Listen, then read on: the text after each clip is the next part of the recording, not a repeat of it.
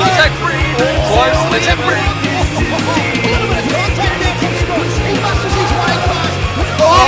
Contact! To the back of... Muggleton just has to cross over this crest. He will cross the line and will win the championship.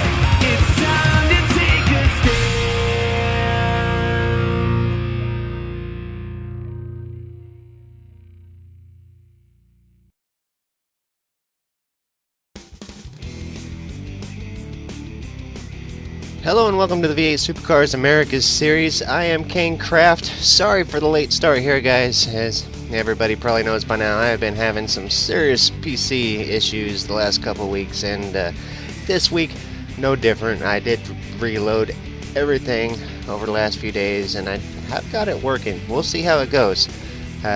Loading into the server right now, and should be getting this thing up for you guys very soon here. No JD so far. I'm really still hoping he shows up. He did tell me today that he would be here. Messaged him a few times with no response, but hopefully, I'm still hopeful. Anyways.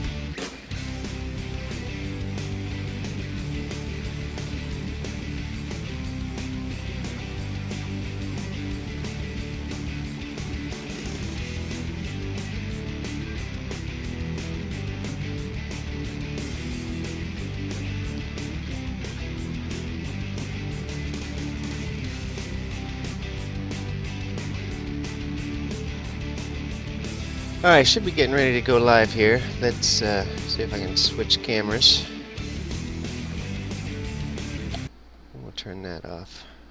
Turn that on. Awesome. Alright, here we go. I think we're alright here so far.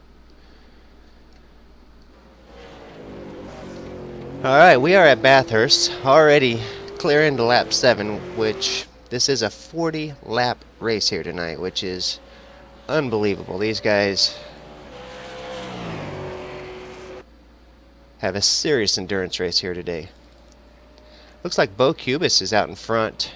Ian Ford in second. Marlon McMullen in third. Paul Gurrell in fourth. McCracknell in fifth. Richard Elward in sixth. Marty Carroll in seventh.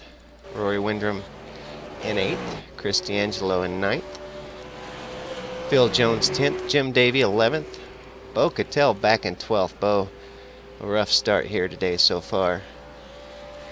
Michael Taliancic, he's back in 13th. His car is looking a little worse for wear. Looks like a bad start for Michael as well. Jason Quire out of the race. Michael Shelton in the pits with some serious damage.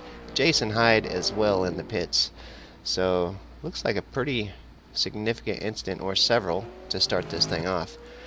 So Bo Cubis out in front. He's got almost 2.5 seconds back to Ian Ford.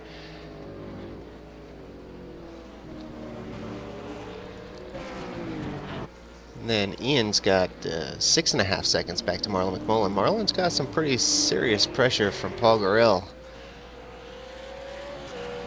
which is the closest battle on the track. No, it's not. Yes, it is. But there is still another close battle between Marty Carroll and Rory Windrum. Or, I'm sorry, Richard Elward and Marty Carroll.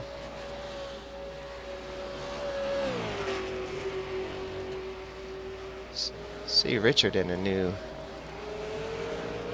livery this week.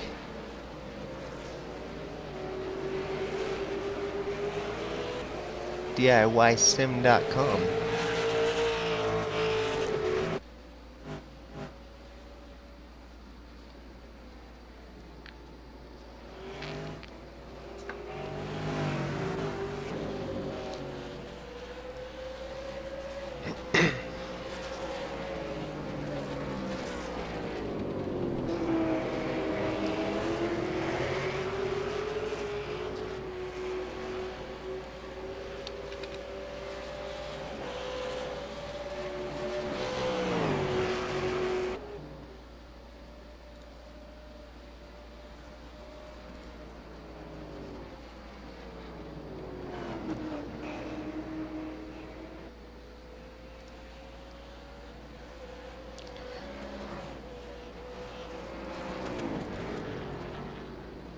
Take a look at the driving order here. The running order, we still have Bo Cubis out in front.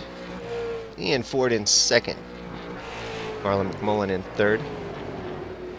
Paul Garrell in fourth, and that is where the top four guys started. Bo Cattell actually started back there in the back with he's gained 2 spots already this race. Started back in 14th. Jason Quire up 1 position as well, even though he is down a lap. So Jason Hyde, Jason Quire, and Ryan Shelton out of the race at this point. Looks like Jason Quire might be, he's out of the car, so he might be out for good, and Jason Hyde is also out of the car.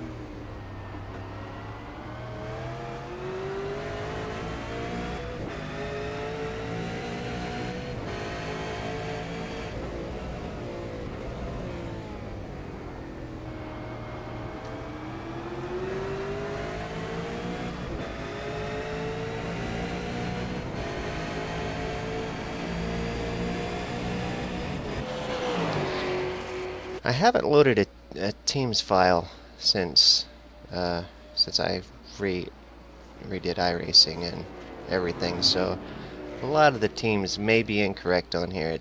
I imagine that the Teams file that is in this thing is quite old, so my apologies if I've got a Teams file in here that's like 2 years old or something.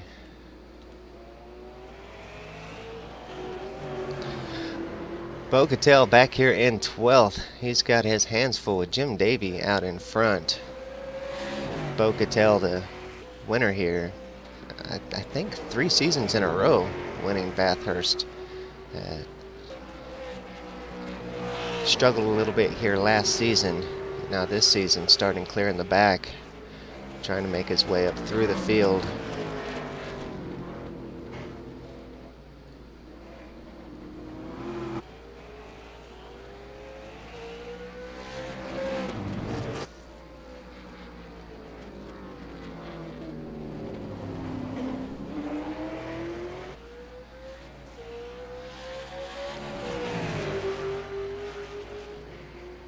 Bo had a great run out of the elbow.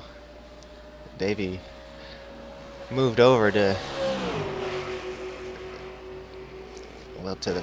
the outside line there and kind of cut him off just a touch. Now Bo to the inside. He's got the right line to get this position done. Now Jim to the inside. Uh-oh, contact's made. Those guys going to go around. I seen that coming a mile away, but I didn't want to say nothing.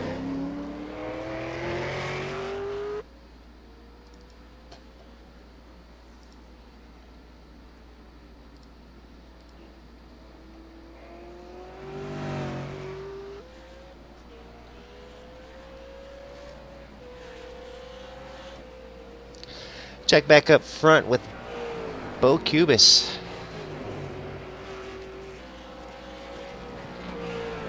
Ian back in second. I gotta say, Ian Ford is on the move. He's caught back up. He is now within 1.5 seconds of Bo Cattell. He's gained an entire second since the last time I was looking up here. We do got somebody else with me here in the booth for a minute, the virtual broadcast booth, Ryan Shelton with us. Ryan getting his car worked on at the moment. Of course, Ryan, we missed what happened to you as I was trying to get things going here for the broadcast. But welcome to the show. What's going on, man?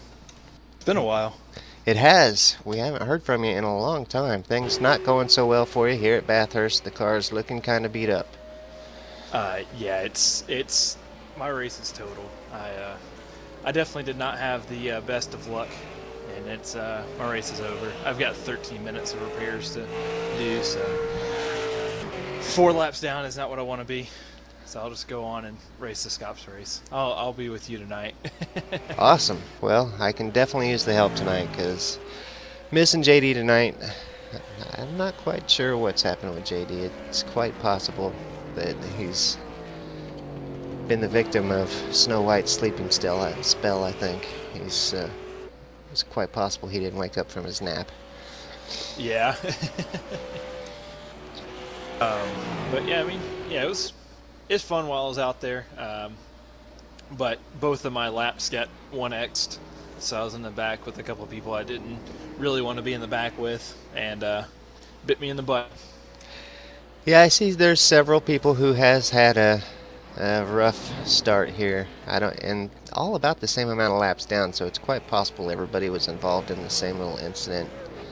I do see Michael Taliancic has a pretty beat up car. Of course, you're out of the race there, 4 laps down. Jason Quire 4 laps down as well, and Jason Hyde 5 laps down. So 3 of you guys out of the race. Michael Taliancic with a beat up car. Jim Davey, Bo Cattell just got into it pretty hard. Bo now finally around Davey, and it looks like Cattell might not have too much damage. He is on the move now. They are now getting around. Let's see if I can find out who that's going to be. Paul Grill? I'm not sure. No, not Paul. Paul's in the black That's one. Marty Carroll. He must have already taken his pit. Yeah, because you've got this race. There is a really weird pit strategy you have to do. So you've got to take at least 28 gallons of fuel, and the most you can take in a pit stop is 20. So you're going to see some weird pit strategy being played. A lot of guys are going to pit early and so there's 2 separate strategies we've kind of talked about on the back end. So there's the pit and fill up for one and then do 8 gallons in the second, or kind of split it up in between and do like 15 or 16 gallons and then do that. So you'll see a couple of different pit strategies being played in this race, and I think we're not really going to know who's going to win this race until everybody gets out of the pits the second time around, which is going to be probably close to the closing laps, that's for sure. Yeah, I imagine you could just try to split your pit stops in half to where you're taking around the same amount of fuel each time, or you can do one full stop and then a quick stop. It looks like Bo Cattell has actually come to a stop on the backstretch. He may just be done with it. He's had quite the tough race here at Bathurst today, so I can definitely imagine him being quite frustrated at this point. Yeah. Yeah, we won't talk about my race, but yeah, it's me and him got into it a little bit, but we'll leave that for the back end. But let's see what we got going on here. It looks like the battle for the lead is starting to heat up a lot. Looks like Ian Ford has started to catch up to Bo Cubis, who's just dominated this race from the very, very beginning. Yeah, really happy to see Bo Cubis in the race here today. I haven't seen Bo for a while, but of course I wasn't here last week, and it's kind of been a rough last few weeks here for me, so he may have been here more than I'm aware of the last few weeks, but always like seeing Cubis here. It's really been just kind of a Paul Gurrell and Marlon McMullen race so far this year. It seemed like, Ian Ford will pick in every once in a while, but Cubis has been out for a little while. I haven't really seen him here and there, but it looks like he's also coming into the pits, taking his pit. And let's see, he's on lap 12, so it's possible he's running the split strategy.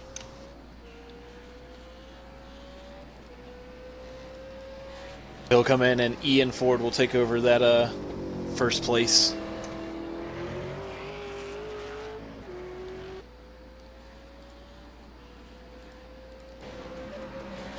still like seems to be.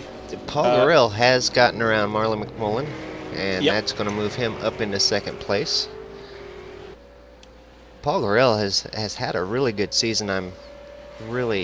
I didn't look to see if the points had the drop weeks removed this week, but I was definitely waiting to see how they would shake out with the drop weeks if Paul missed too many races or if that was going to put him right up at the pointy end of the points. I can actually pull that up for you because yes, the current points do have drop weeks added in. Um, let's see. Paul Gurriel is currently sitting fifth at the start of this race, but he is 500 points behind Marlon. So I do not see anybody actually taking the crown from Marlon. Second is actually Tony Kluserman, which Nice. that surprises me. To be quite Well, honest, I mean he's done really well, but I didn't think he did that well. yeah, it's That's the great. consistency this season. The consistency is what has really paid off. Just showing up every week and running a race. And Tony has run a lot of Thursday night races, and Yeah, yeah, that's what I was thinking. this has been an awkward season with a lot of the races not splitting. There's been several weeks where the Thursday race has gotten more points than the Friday race, just because of who showed up on Thursday versus the race not splitting on Friday and Yeah, taking the point total down. So and that's what's really helped him out. And I think if I would have done that, I would be up there second or third because I'm about the same speed as Michael Talyancic, who's sitting in third. yeah, and Marlon's proved that time and time again. If you show up to race every week and just do your best and get a top three finish every week, it's pretty hard for all these drivers to make it every week. And so he proves that just by being dedicated and having that good consistency that you can win championships. And it's looking like he's on his way to his fifth America's Championship. Yeah, and it looks like actually Chris D'Angelo and Phil Jones pitted at the same time, and Phil was actually able to get out sooner, so he may have taken a little bit less fuel, and that was to jump from eighth to ninth, eighth to ninth. So they may have taken a little bit less. It looks like Marty Carroll has actually taken a full fuel tank or fuel. No, okay, yeah. So he's ahead of them now. So this whole pit stop thing has got it all wonky. Yeah, and with two of them in the mix here tonight, it's definitely going to be a challenge to keep up with things. Yeah, everyone's going to be pitting the whole time, so it's going to be very much so like a real life V8 Supercar race. And we've been kind of talking around on the forums or whatnot about the schedule length and whatnot. What we need to do with the official series. And I think it's cool to have one of these for the official races. Like I'm okay with like Bathurst or have like a endurance race where it's where you do two pit stops. It's just kind of fun. But I think the really long races that we have this year has really brought the official series down. And I think that's where a lot of our split numbers are going to, because you have, the SDRT Endurance Series, you have V8 Scops, and now you have a Endurance Cup going on for the official season. So it's a lot of driving this car. And for a car that's kind of meh to drive in the first place, we're all just kind of wore out. Ian Ford, as he enters pit lanes, gets off into the dirt, might get an unsafe pit entry penalty and spend a few extra seconds in the pit box. Yeah, and Paul Gurriel and Marlon McMullen will assume first and second, and Marlon McMullen made a ton of ground in that lap. He was able to gain almost a second and a half on him. Now he's only 7/10 away from passing Paul.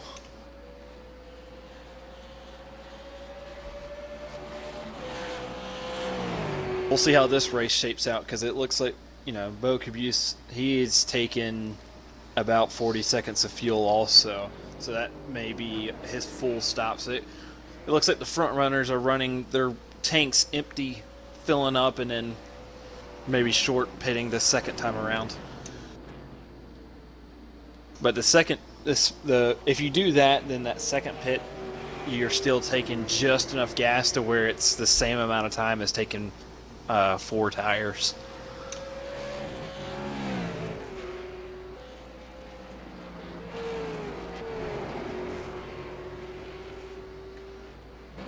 You say on the short stop you can still get 4 tires? I wasn't quite listening, sorry, I was Yep. clicking on stuff. So these guys will be getting tires each time they stop. Yes, even if you do the full load and then the short load, you can still get tires. It's just enough fuel. Like, it literally is like the limit of where it needs to be. So you'll still be picking up tires. And I mean, if anybody's gonna do something different, it's gonna be Marlon McMullen. And what he's gonna do is probably do this weird fuel saving thing where he only has to do 1 pit. Yeah, he's definitely known for shaking up the strategy, but With how much you have to save, I don't think he's going to do that, especially with the race that he's having with Gurrell. He's wanting to pass him, that's for sure. and it sounds like it was like 8 laps. Is that right? Yeah, it's something like that. Yeah, because I think it works out to a gallon a lap or something like that, I can't or imagine. maybe a little less than that. 8 gallons would be a lot to save, and there's probably a driver out there that can do it, maybe John Emerson or something, but that would be tough. It's either going to be him or Marlon. That's going to be the only 2 I could even think of, or maybe Cubis. Cubis would be the other one. Him and his weird shifting techniques that he does to save fuel.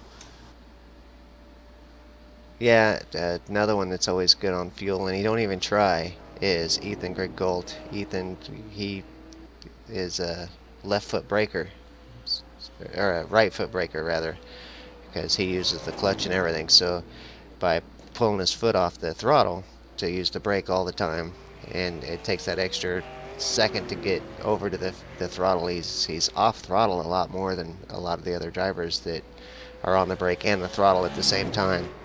And he saves a lot of fuel that way. Yeah, he's definitely, well, he's just fast in general, so we won't we won't talk about that. But it looks like Michael McCarnell is actually in a battle with let's see who's right ahead of him. Looks like Paul Gurrell exited right ahead of him, and he's got Martin Carroll right on his bumper, so he's looking to have a lot of fun here. Maybe he can shake up the final standings by passing Paul. On Facebook this week, on the America's Facebook page, Mike had asked the drivers what their favorite part of the track was, and so many drivers said this section right through here coming down the mountain. Yeah, I think overall my favorite part of the track would have to be coming over McPhillamy Park. I mean, that's just my favorite part. Just just how it, you come over the hill, you're doing 120, 130 miles an hour. You let off of it, and then the car gets up in the air, and it's just a lot of fun. I like it. Either there or Forest Elbow. Forest Elbow is probably my least favorite. It's just an awkward turn that you got to get slowed down so much in order to make it just right.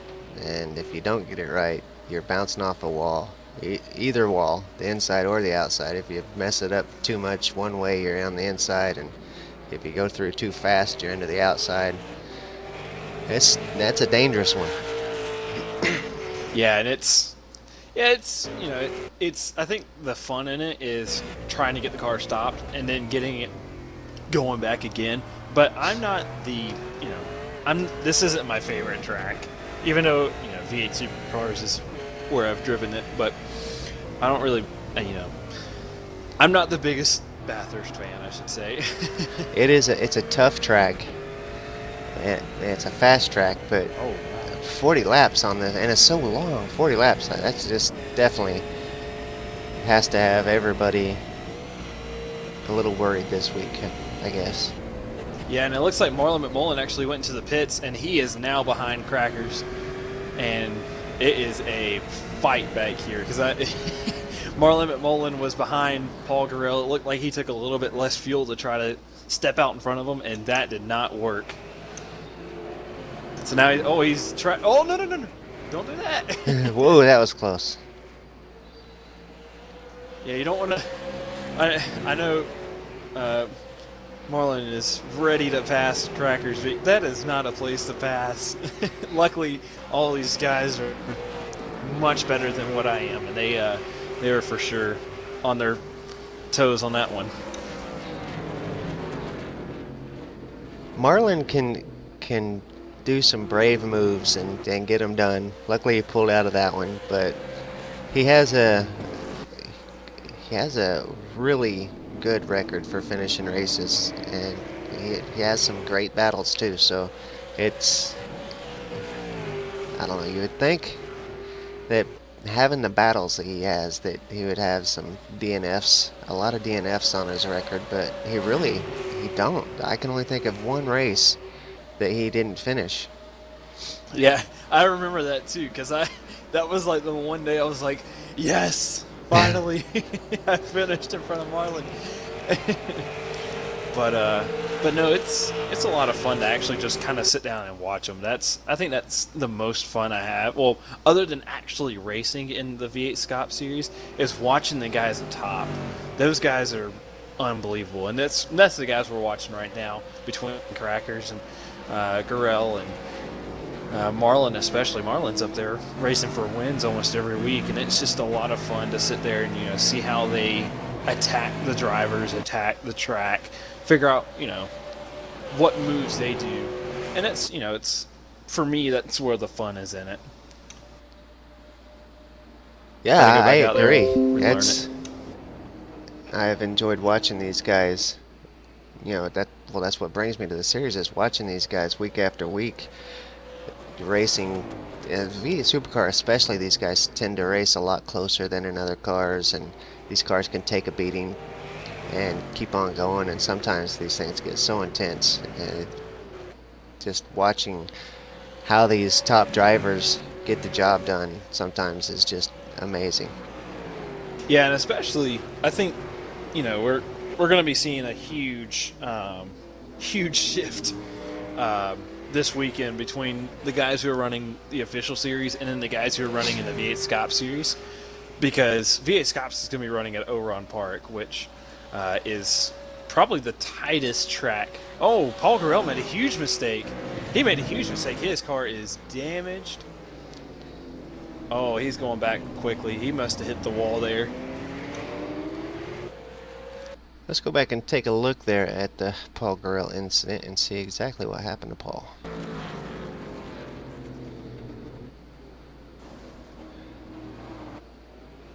Yeah, it just bounced off the inside wall there, going down the hill.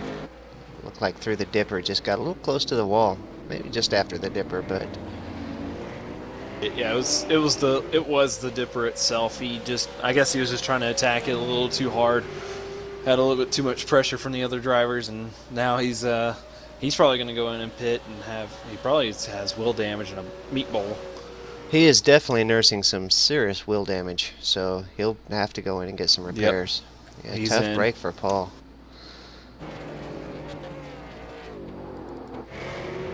That's going to leave the Crackers and Marty. I thought this was really going to help out Marty Carroll, them battling it out, having Marty Carroll catch up to Crackers, because they're the two that are actually racing against each other. Actually, no, they're all racing each other, because Crackers is also taking a pit, but he's short pitted pretty bad with Marty also. But I'm not exactly sure how long they actually took their pits, so we're not 100% sure on numbers. Marty, a very patient driver here at Bathurst. He knows that just keeping your car clean and finishing here at Bathurst can get you a top finishing spot. And I just got the feeling that's what his goal is here today, is just to keep the car clean and try to finish well. Because I fully believe he could be up there running with Marlon and Mick for that third position, but I think he's intentionally kind of just backed away from those guys to just have a good, clean race. Yeah, and it looks like the battle between Phil and Chris for the ninth place has started to heat up a little bit. They were actually a little bit closer there a second ago. But as we watched them, yeah, that's how I picked up my best America's Friday series finish. I think that was the last time I was on, to be quite honest. But I finished sixth. That was my best Friday night race, and yeah, I just, tried not to not to get any wrecks. That was the whole point of the night, is just, not wreck. I know I wasn't gonna be quick or fast or anything, but I knew that once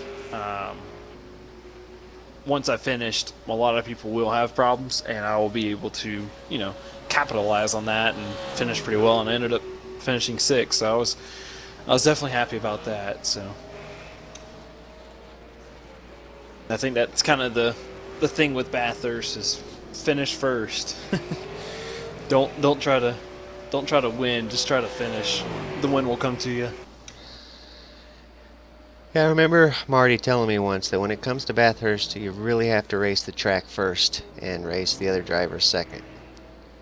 And I really just got a feeling that's what he's doing here today. He's just trying to get through this thing clean.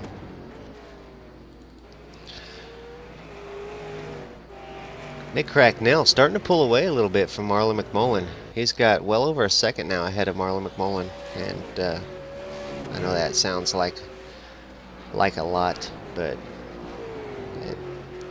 here, one little mistake just to try to regroup and collect after a little mistake can definitely cost you a second very easily. Yeah, it's having a second lead over somebody is still like they're right up on your bumper.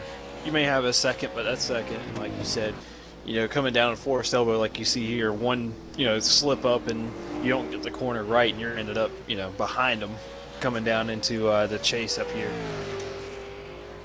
Yeah, forced elbow is one that is so easy to get wrong, and when you get it wrong, it can cost you so much time. And when you get it really, really right, you can gain so much time. I mean, the average through there is probably, I would say what most drivers do, but then every once in a while you get through there and get on the throttle just early enough to where you can really gain a lot of time, and sometimes you just see some guys get one heck of a run out of there. Yeah, and as a driver, as soon as you come out of forced elbow, your run to the chase is going to be good or not. As soon as you get on it, exactly. You don't even have to have lap times that are up or anything. You just know it's gone. Yep, you can tell either you messed it up or it's going to be a good run just off the exit.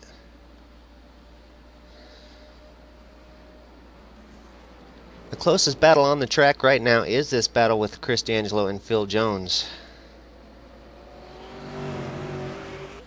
Phil up in the 8th spot, Chris D'Angelo in 9th. Definitely yeah, it seems like they got really close. They're now 0.3 away from each other, and it was just a second ago, last lap. So we'll see if Chris can make something of it.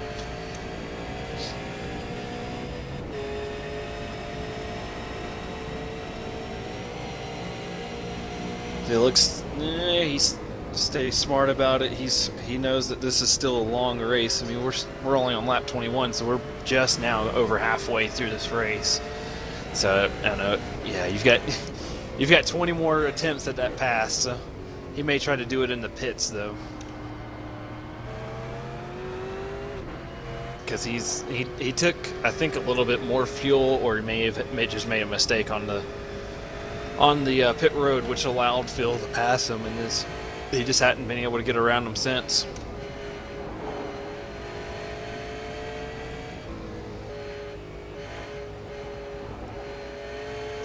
Quickest lap time is still on Bo Cabis. He's got a 2:06.82, which is still pretty quick for a race trim. And it seems like this weather's, really helped out on the quote-unquote realism of it. So that's really helped out.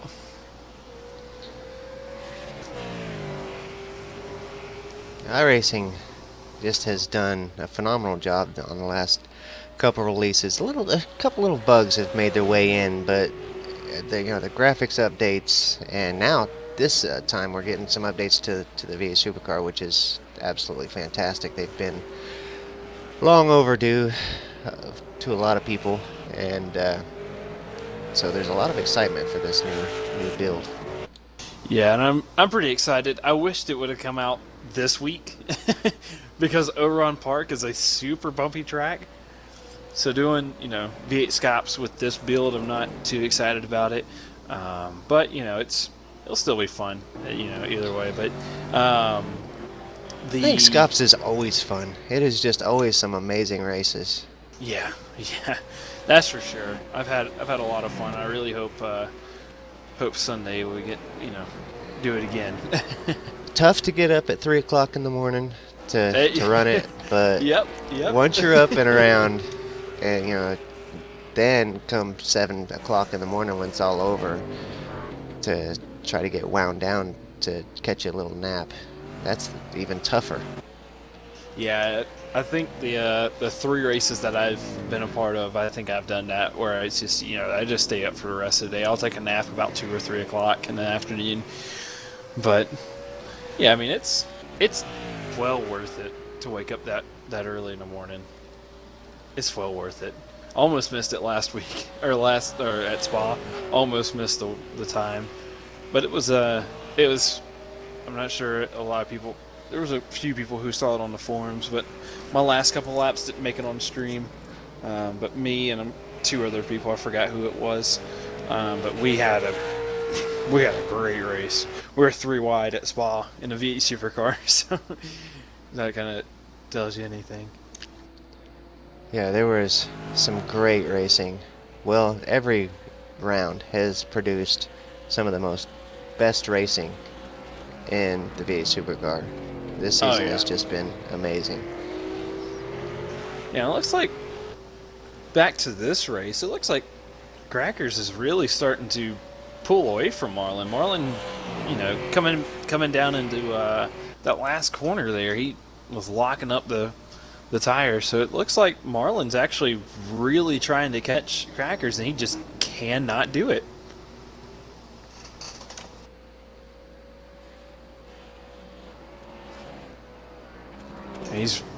Marlin had a 2:08.9, which is that's about the same speed I was running in qualifying.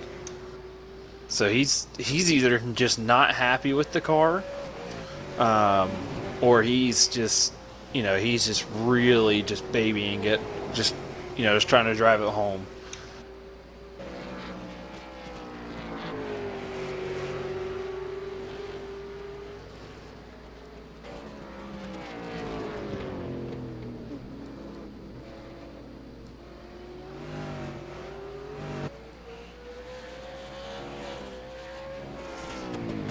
But yeah, looking back at the top, it looks like Bokabis has still got a 2.5 second lead on Ian. It has not changed at all. It's just kind of just stayed at 2.5 the entire race. So it's gonna take a mistake from Cubis, either a mistake from Cubis or Ian Ford has some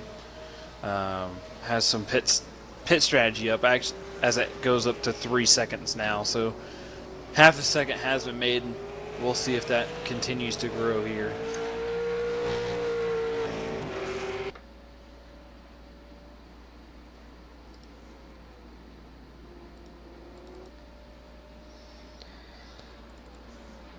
Up at the front, Bo Cubis out in head 2.8 seconds. So Bo's really starting to run away with this thing. Ian don't look like he's that far back. It's Bathurst, baby. Mick Cracknell back in third. He's got Marlon McMullen 1.2 seconds behind, which ain't all that much. He's made that ground up already once before. We'll have to see how he does. Richard Aylward back in fifth. Marty Carroll starting to fall now as Marty's in the pits. So he's fallen down to 7th so far. Rory Windrum gets up into 6th place at this point. Chris D'Angelo, well, Phil Jones actually in 7th. Chris D'Angelo in 8th. Marty Carroll comes out of the pits in 9th. Jim Davey in the 10th spot. Paul Gorell down in 11th after pitting for repairs from contact at the dipper. Michael Taliancic, he is now a lap down after his incident earlier. I think just the cars not quite got pace. He was on the lead lap for a long time, but now he's down. He was involved in a lap 1 incident coming through the cutting. Bo Cattell is out of the race. Ryan Shelton, Jason Quire, and Jason Hyde all out of the race. Rough start to this Bathurst Enduro for week 12. I can't believe this is week 12 already. Yeah, I know, this really came quick. That's for sure. I'm glad it came quick because I'm ready for the update. But we'll see how next season goes. Next season's going to be fun. This will be the very first time. Every year I go on vacation about this time. This will be the first time that I'm actually on vacation on week 13. Oh, that works out pretty well. It does. And I didn't even plan it that way. It just so happened to work out. Yeah. Where you headed off to? South Padre Island. That sounds like a place that's got a lot more money than I care to have. Oh, I'm sure there's plenty there. Any of these tourist places, they're just loaded. Yeah, it looks like Ian has actually gained 0.2 of a second up on Bocabus that last lap, so he started to make the trail back.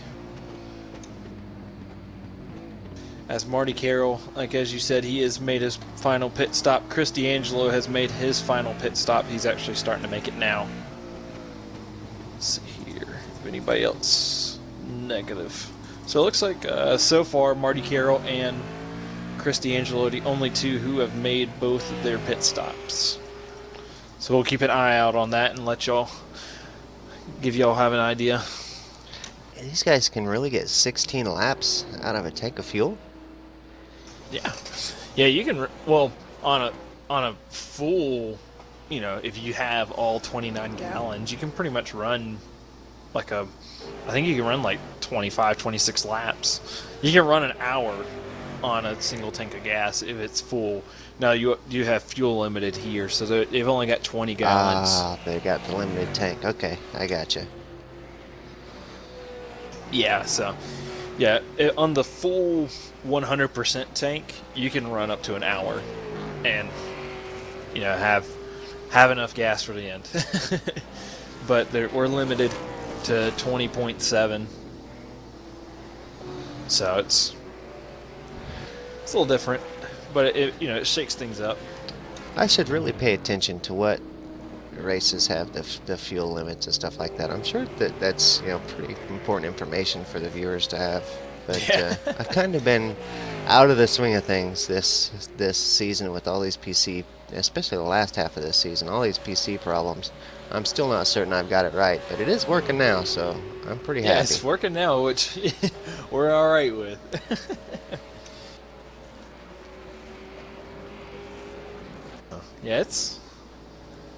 It looks like Ian has made another 0.4 of a second, so he's really starting to make his climb back. It looks like Bo may have just used up his tires. So you'll probably see him head off into the pits here shortly. Oh yeah, I'm sure this is going to be the lap he comes in for his final time.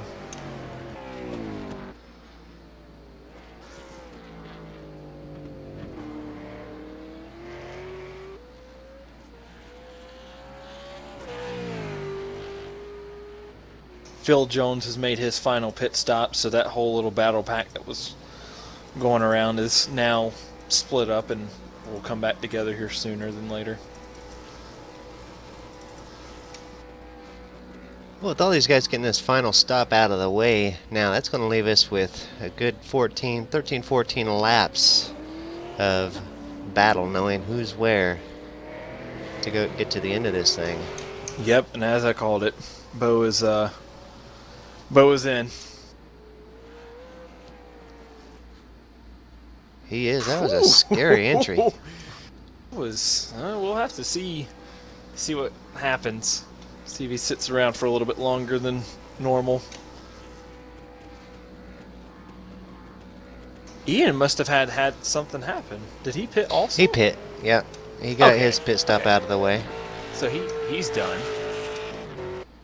So we'll see where he pops out in relation to. Marlin is coming to the pit along with Crackers too. So both of them have pitted. My Good. car I'm hasn't glad they on pit it now. together. That's gonna give us something to talk about for the last 14 laps. So, like to see Ian- these guys pit together so that they don't end up getting a big gap between them. Oh yeah, and Ian has made a huge gap on him. It looks like he's popped out 2 seconds ahead. So this will be Wow. interesting. Yes, 4 seconds ahead of Bo Cubis at this point. So, So he made 6 seconds in the pit stop. Something must have happened. And there Bo goes could have Marlin. got- Bo could have got a unsafe pit entry. I'm not certain about that. Unsafe pit entry, I believe, is a drive-through. Is it? Speeding in the pits is 15 seconds. And Crackers is way behind Marlin now. So Yeah, 10 seconds. He must have either A, had a speeding penalty, or he had to take that much fuel.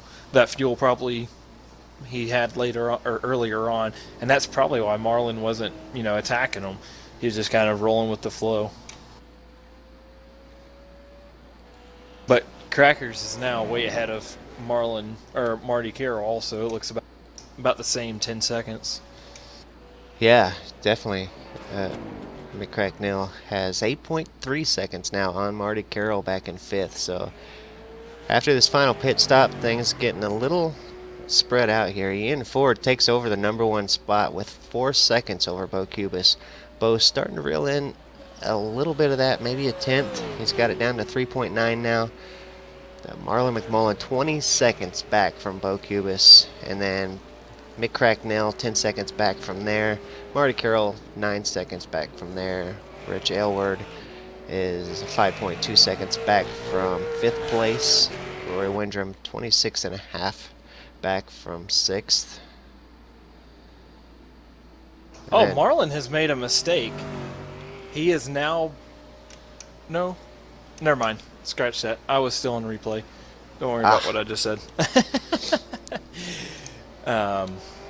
I do that all the time, but it's Yep. so bad because my computer is the broadcast computer, so whenever I'm off like that, everybody's off. Yeah. All the viewers are Yep. like, what are these guys talking about? But yeah, it looks like everybody on the lead lap has made their final pit stop. So it looks like everybody was using the same pit strategy, but just kind of different numbers here and there. The closest battle on the track is going to be this battle for 8th with Phil Jones and Chris D'Angelo. This battle has been going on nearly all race long. Phil Jones up in 8th, Chris D'Angelo in 9th. They've got 1.4 seconds between them, which isn't a whole lot. We've seen that get made up pretty quickly with Marlin and McCracknell a dozen or so laps ago. But we'll keep an eye on that as the race progresses here. But right now, I see Bo Cubis has made up a ton of ground on Ian Ford.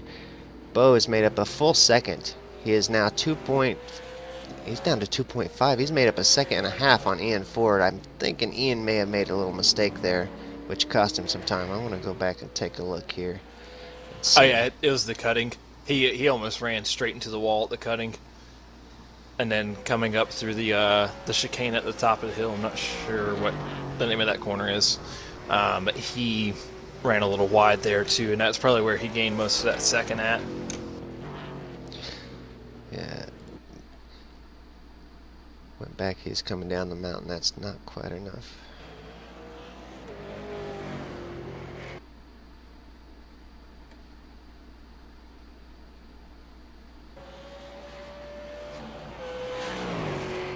Alright, we're taking a look back here at Ian Ford to see what happened here. He made a little mistake that cost him a ton of time on Bo Cubis. Bo Cubis still making up the time. Bo is down he made to a another second. So it's not looking good for Ian, because Ian just ran a 2:09.5 and Bo Cubis just ran a 2:07 flat. Yeah, I see. Bo just ran wide there, like I say, at the cutting, and smashed the right side of the tire. He could have some wheel damage from that. Really unusual mistake for Ian, like he was taking a drink or something on his way up the mountain and just kind of lost track of where it was. Maybe his phone rang or something. It's just definitely unusual. Yeah, so we'll see how he babies this car and see if he can hold off Bo for another 11 laps. Not sure, but because now Bo is right on his tail.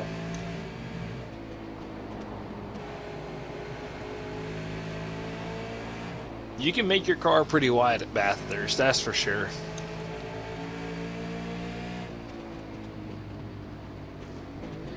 Yeah, at the very beginning of the broadcast, around lap, I would say 9 or 10, we seen with Jim Davey and Bo Cattell how wide that car can actually be made here at Bathurst.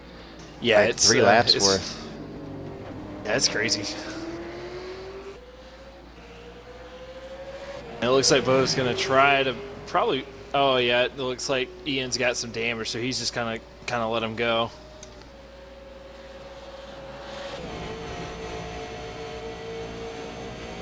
Yeah, the cutting was not the best turn for him.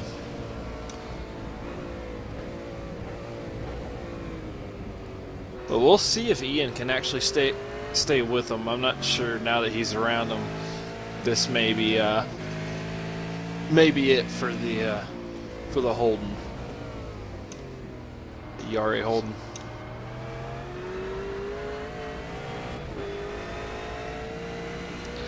Yeah, it looks like Ian's really having to fight that wheel to keep that car going straight. Some significant wheel damage there on the right side. Don't look like it's making him pit, or this would be probably the last lap he could go if he had a meatball.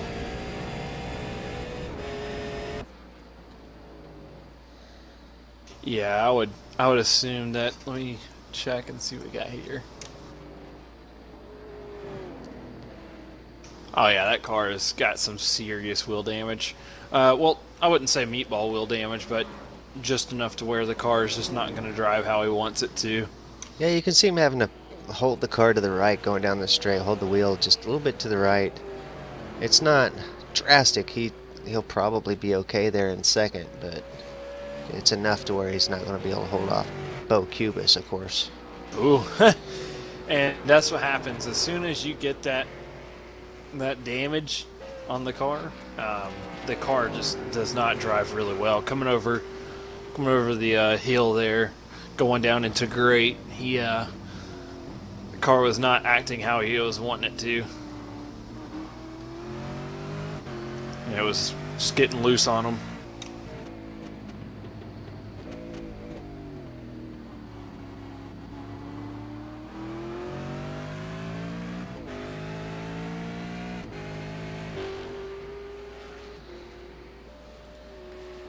So yeah, it looks like everyone's kind of spread out right now.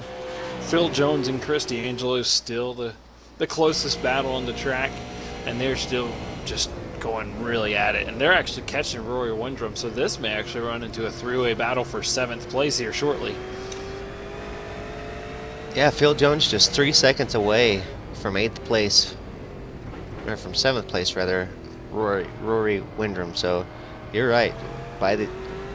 We got 10 laps to go. We will see a battle up here for 7th between all 3 of these guys. Bathurst tends to get kind of spread out like this, so I'm definitely glad you came and joined me, Ryan, because Bathurst is tough, and just mainly for that reason. There. Whoa! Chris gets a little loose there in contact with what would be his outside wall.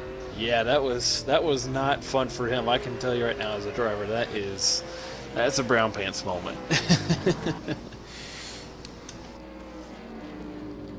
it didn't cost him any time, but definitely worried him for sure. He's still at that 1 second. He's actually gained some time. He's under a second now between he and Phil Jones. Yeah, and I would expect that to get closer and closer as the laps go on, because I'm sure Chris doesn't want to finish 8th. Phil Jones doesn't want to finish, ninth, and neither of them want to finish below 7th. So I'm sure either A, they're going to drive the wheels off this car, or B, we're going to see a really, really nice race here in a minute. Phil with a great last half of that lap puts him back at the 1.2 second mark. Chris D'Angelo about that midsection, definitely down the mountain, gained some pretty good time, but once they got to the chase, Phil really pulled that gap back out to 1.3 seconds. So yeah, well, it'll be interesting watching these guys and see how the gaps close down, because eventually the numbers won't matter, and we'll just be going off how many car lengths or how many car lengths he has until that nose is right underneath the wing of Phil Jones, because he has been really close multiple times. And like I said, he got passed on that first pit stop. They both went in at the same time, and Phil just had a better first pit. And from there on, Chris was just not able to make the most of it. I'm thinking Chris might have got a little damage, because he's now down to 1.6 seconds back. Phil just continuing to just run away from him. Yeah, I mean, no, Chris, don't do that. Whoa! Oh, yeah, and it looks like he got, the dipper is not being fun to him. Between Brock Scallon and the dipper there at the Estes, he's just not enjoying it right now. Yeah, he may have ran his tires already. He's driving the wheels off that thing, but it's costing him more than he wants. As Rory Windrum goes around Michael Taliakic.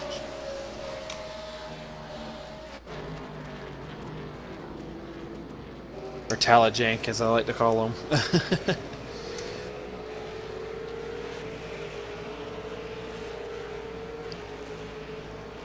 So that's going to put one car in between Roy Windrum and Phil Jones.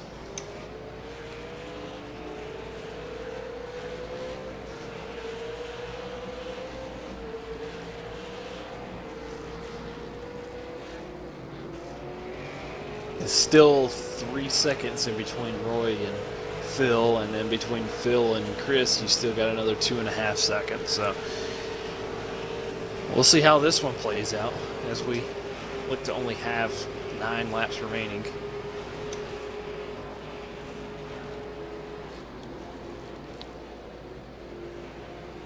I want to mention Mick Cracknell has made up a lot of that time he was down on Marlon McMullen. Not enough of it, but he has got it down to about 6.5 seconds behind Marlon. He was well over 10 seconds after his pit stop, so definitely running quite a bit faster, but with only 8 laps remaining, I don't think he'll be able to. He'd have to gain about a second a lap, and that would be pretty tough to do on Marlon, I would think. But Marlon down in the 209s, so 209.2s. Yeah, the race pace with these cars is much slower than the qualifying pace. Between a new tire and an old tire, there's almost 2 seconds in between it. But one thing to watch out for: Marlon may catch Ian Ford by the end of this. He's 20 seconds down. I would think.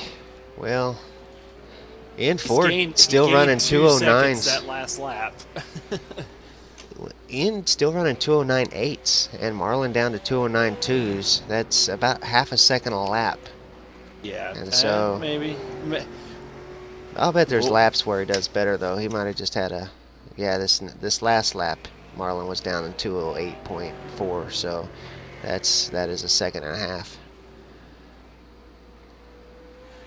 Yeah, we'll have to see how See if that may become something. If it happens, that'd be sweet.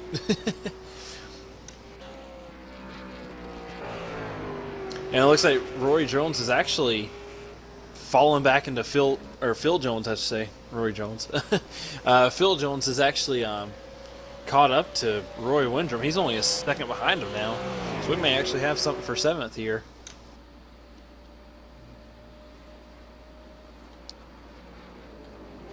Yeah, Phil Jones definitely got the pace here to catch Rory and get that position there for 7th. You know, catching him and getting around him here at Bathurst is definitely two different things. But with eight laps to go, if you've got that much pace on him, I would think that you could get it done. Chris D'Angelo has fallen off 3.5 seconds now from Phil Jones after those rough couple laps he had there.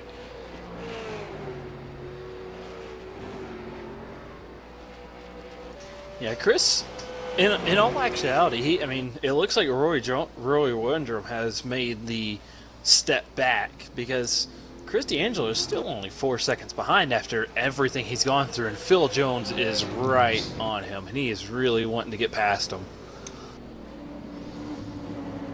With only 7 to go, I don't think I don't think this is going to end quickly.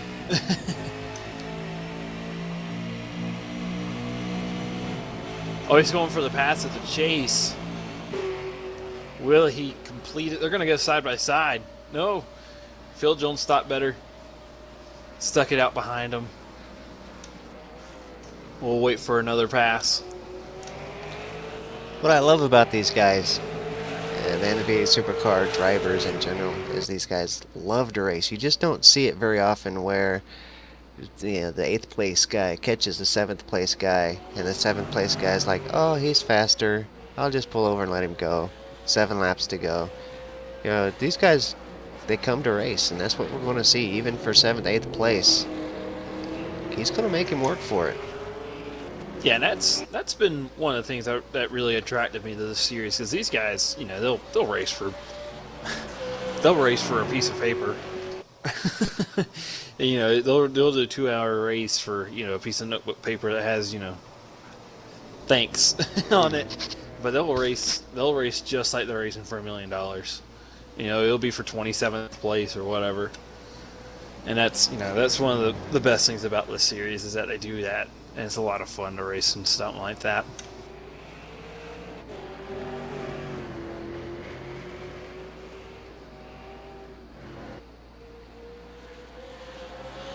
So these guys are going at it, and it doesn't, you know, if you haven't driven this track or if you don't know, you might not think Phil is really trying, but he's setting up a pass. If you're on the mountain, you don't pass. If you want to pass on the flat spots. All of this up here is just kind of formality. Yeah, it looks like Phil's going to be most comfortable trying to get him going into the chase. Because he's got that long, you know, he's got the long Conrad straight to prepare. Has a little bit of a draft advantage. But Rory pulled away quite a bit through Forest Elbow, and I don't think Phil's going to have any kind of opportunity this time around.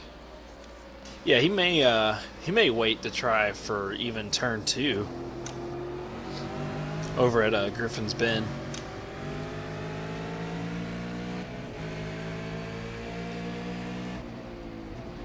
Because that, for me, I've always had most success there. That's been the best place for me to pass. But it looks like Roy Windrum gained a 10th on that lap. He went from 3/10 to 4/10. Yeah, he will have an opportunity coming down Mountain Straight into Griffin's Bend. And it looks like Rory's going to pull away, and Phil's not going to get that chance. Yeah, I was thinking that draft would help him out, but I just guess the run out of turn 1 was much better for Roy. So now Phil just has to make the best of the mountain to try to get right up underneath his wing coming out of Forest Elbow. Is it tough to watch this battle here with Rory and somebody else, knowing that this has been used so many times in this neck and neck battle with Rory? I don't think it's tough, but it's especially there's a couple of seasons ago where it was me and him battling it out, and it seems like in the mid pack, if you drive every single week, you're going to have somebody at the race. And it'll be the same person for a single season, and then the next season it's going to be somebody totally different, because either A, they're going to get faster, or B, you get faster. And that's kind of been the thing. Like a couple of I think it was the last season in the old car, me and Martin Creamers had probably the best season-long battle.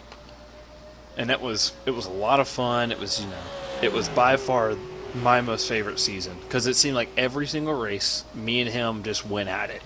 And then me and Rory, I think that was as soon as the new car came out. Me and him just were going at it for 2 or 3 seasons straight. But it's a lot of fun.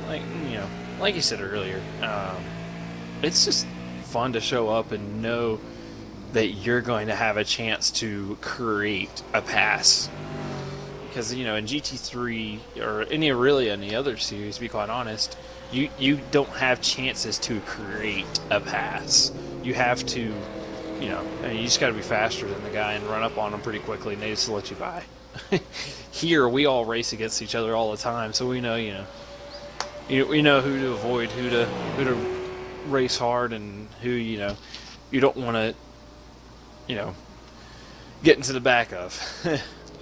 So it's a lot of fun. That is the positive thing with running in the same series every week. You get to know the drivers and who you can trust to be up close to, and who to avoid doing that with, and you just get to know the drivers around you, and see that so much here in the America Series.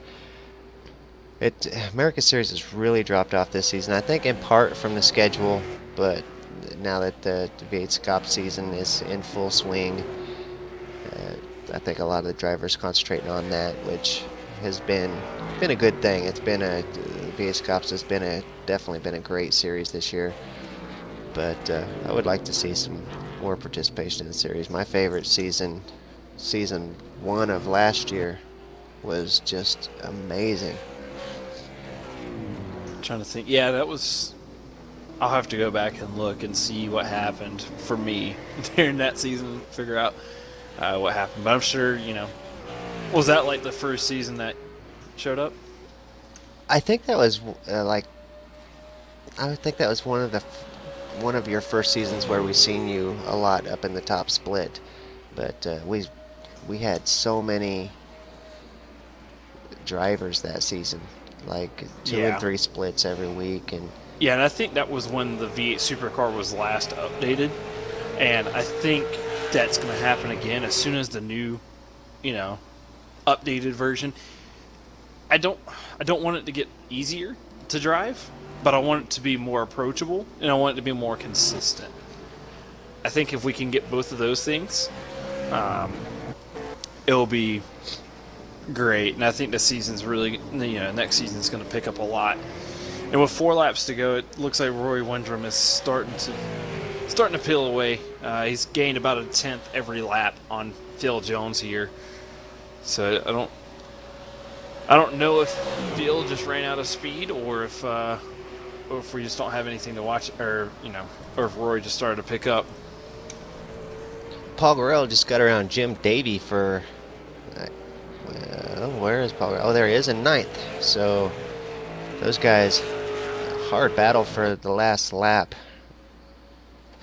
Paul Gorell finally gets that job done. Well, they're a lap down, and I just happened to notice that those guys were in a big battle for position there. Yeah, and Michael. Oh no, that's not Michael. It's right. It looks like Ian Ford is right behind them. So Ian may have just gotten around him too. Oh, it looks like Chris D'Angelo has actually had some issues because he's 2 laps down now. He was just battling with Phil and Rory there a second ago. I was just kind of looking around, just saw that he's 2 laps down now, sitting in 12th place. So he must have trying to catch Phil, just overdrove the car.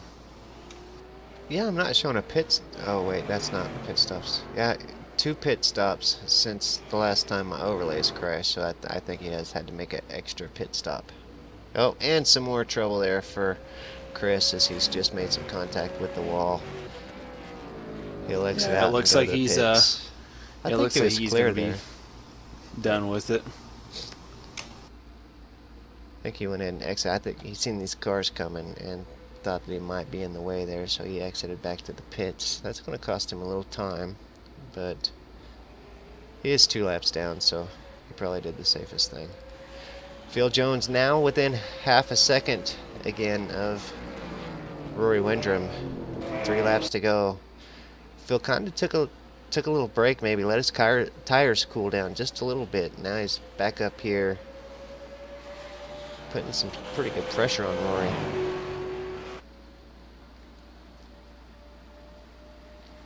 Bo Cubis is still out in front. Go back up here and go through the field as we're waiting for that battle to heat up just a little bit more. Bo Cubis out in front, 21.6 seconds ahead of Ian Ford. Even though Ian's got some serious damage, he's still making ground on Marlon McMullen. Well, no, Marlon was 20 seconds down, now 9.6 seconds down. So Marlon is making some time on Ian Ford. With 2 laps to go, there's just not enough time. Yeah, unless may Ian have been. Ford has some more issues, but great run from Ian to be able to keep that damaged car going for all these laps, and a good run from Marlon, of course, to make that much progress. Mick Cracknell has run Marlon down to within 5 seconds, which is awesome considering he came out well over 10 seconds behind. So a great run from Mick Cracknell. Marty Carroll. Phil Jones is looking to make a pass going into the chase here. He got a much better run out of Forest Elbow, and I don't think he's going to let him by this time around. It looks like they're going to go too wide through the chase. I don't think, no, Phil's not coming out of it. He's going straight in. Oh. Whoa. He went Hard over that curb. Went over the curve just a little bit, and Rory he took that evasive move, and that's going to cost him just a little bit. So he's not going to be able to catch a whole lot, but he'll have to try to get right up underneath him again, try again. I don't know if Rory Windrum actually locks him up going into the last corner. And that's going to allow Phil to catch just a little bit up. They're still about half a second away from each other. Yeah, pretty aggressive move going into the chase from Conrad there from Phil. We have seen that move work before here on the broadcast. We've seen Marlon do that one time. I want to say it was against Ian Ford, but I'm not sure. It was a great move, but this one, the curb just a little too much for the car there. Really, Phil did a great job to regain control after that.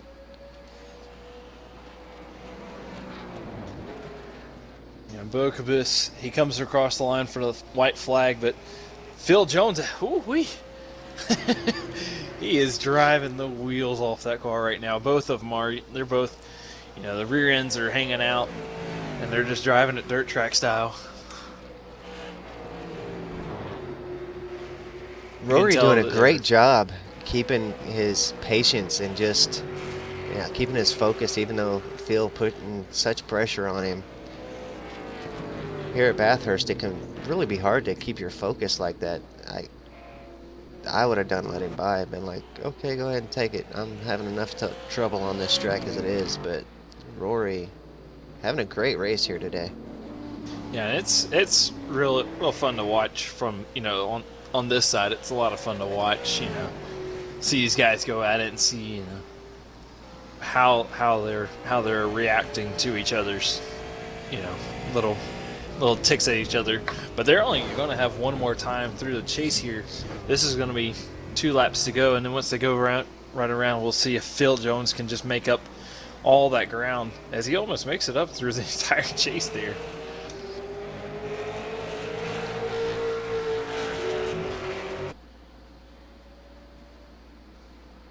And with the laps being as long as they are here, I don't think they're going to get an entire lap. I don't know how much time it'll give them once Bo crosses. It might give them the whole lap, but You normally get like 4 or 5 minutes to catch the line. they'll be able to race the line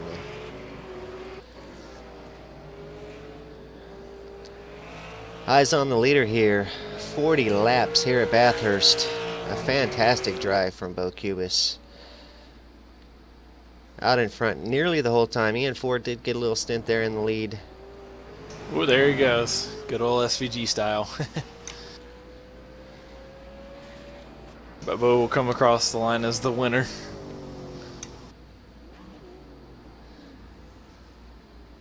He's got 23 seconds to get a burnout done before second place comes across. He just did a little one there. Yep.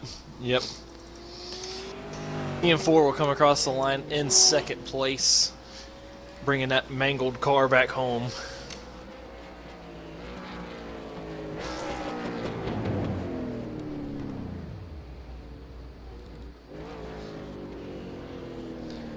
Marlon will bring it home in third. Marlon was really wanting to win it today so he could do a victory burnout. He made the comment earlier this week that we haven't seen a good victory burnout at Bathurst for several seasons. So we want to see a good third place burnout here at Bathurst this season. Mick Cracknell brings it home in fourth.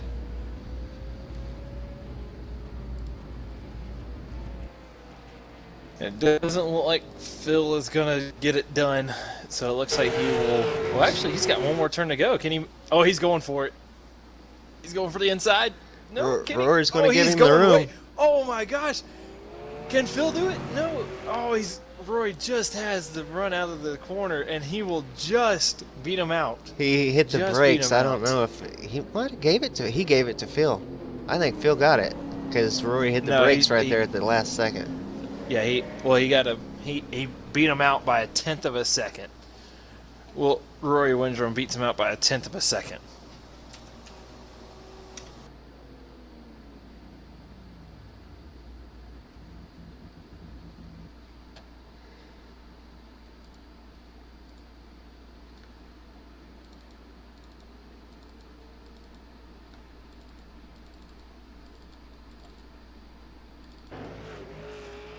Heard a car on the track. That's still Marlon. Marlon drifting through the course. Still finishing out his little burnout session. While he's doing that, we'll run through the race results as everybody has crossed the line at this point. Bo Cubis, hard-fought victory for Bo. Great run. Ian Ford out in second. Marlon McMullen will finish in third. Mick Cracknell in fourth. Marty Carroll with a good clean run to bring it home in fifth. Richard Elward in sixth. Another driver that just kept the car clean and had a good finish there, bringing it home in sixth. Rory Windrum with the seventh place finish. Phil Jones not quite able to get it done. He'll bring it home in eighth. Paul Gorell in ninth, just ahead of Jim Davey, who will finish in 10th. Michael Taliancic in 11th. He'll finish a lap down. Chris D'Angelo with some late race troubles will finish 4 laps down in 12th.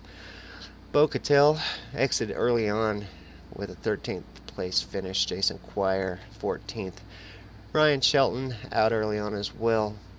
We'll get a 15th place finish. Jason Hyde will bring it home in 16th. Even though he took it home a long time ago. 36 laps ago. Yeah, same thing here, but it's Bathurst. Not everyone's yours, and you just gotta hope the one that you race in is gonna be the best that you can make it. Yeah, Bathurst is such an unforgiving track. A little mistake there can definitely cost you a race. Just the speeds are so high, you got the walls on both sides throughout nearly the entire thing. There's just not much room. Once you mess up, it usually means contact with the wall. So it's tough to have an incident here and survive. Yep.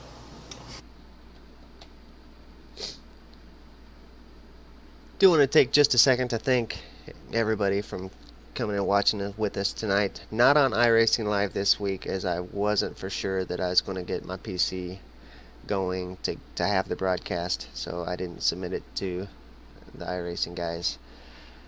But several people came over here to the V8's Online YouTube channel to watch it. Thank you so much. 40 laps here at Bathurst. Definitely a tough race. Appreciate you guys coming and watching. Do want to mention that in the morning, just a few hours from now, I would say 11 hours from now, V8's Online will be participating in the 24 Hours of Nürburgring broadcast in conjunction with RaceSpot TV.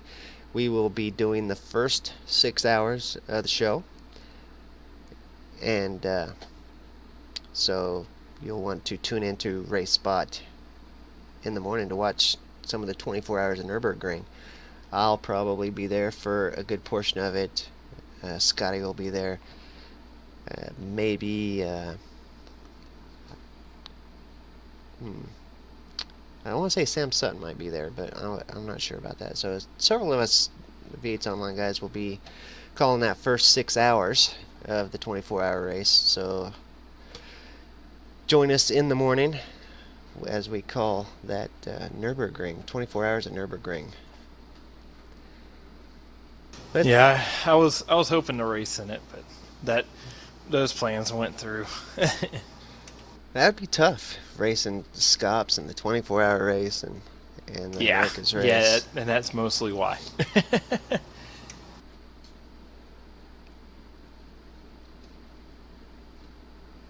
Well, let's bring in our second place finisher, Ian Ford. Ian, welcome to the show. Tough race here today. Looking great after the second pit stop. I don't know, it looked like we caught you taking a drink or something going into the cutting, and a little bit of a mistake there ran you wide and some damage to the car. You had to run the last quarter of the race with some pretty significant damage. Yeah, the track out there today was awfully slippery. It was just understeering at the start of stint, and it just got worse and worse. But so you drive on the throttle a bit more, and I was burning out the rears pretty hardcore. So I came out in front of Bo on that last pit stop and was trying to make sure that my fuel was right, like number wise, and I finally started pushing and just made a bit of a drive error. I think I just grazed the inside wall, and it just straightened me up onto the outside, and just mangled the steering. But quite happy with the race I had today. Finished second still, survived and everything like that. So that was quite good, and I'm glad that the race is finally over because that weather was awful.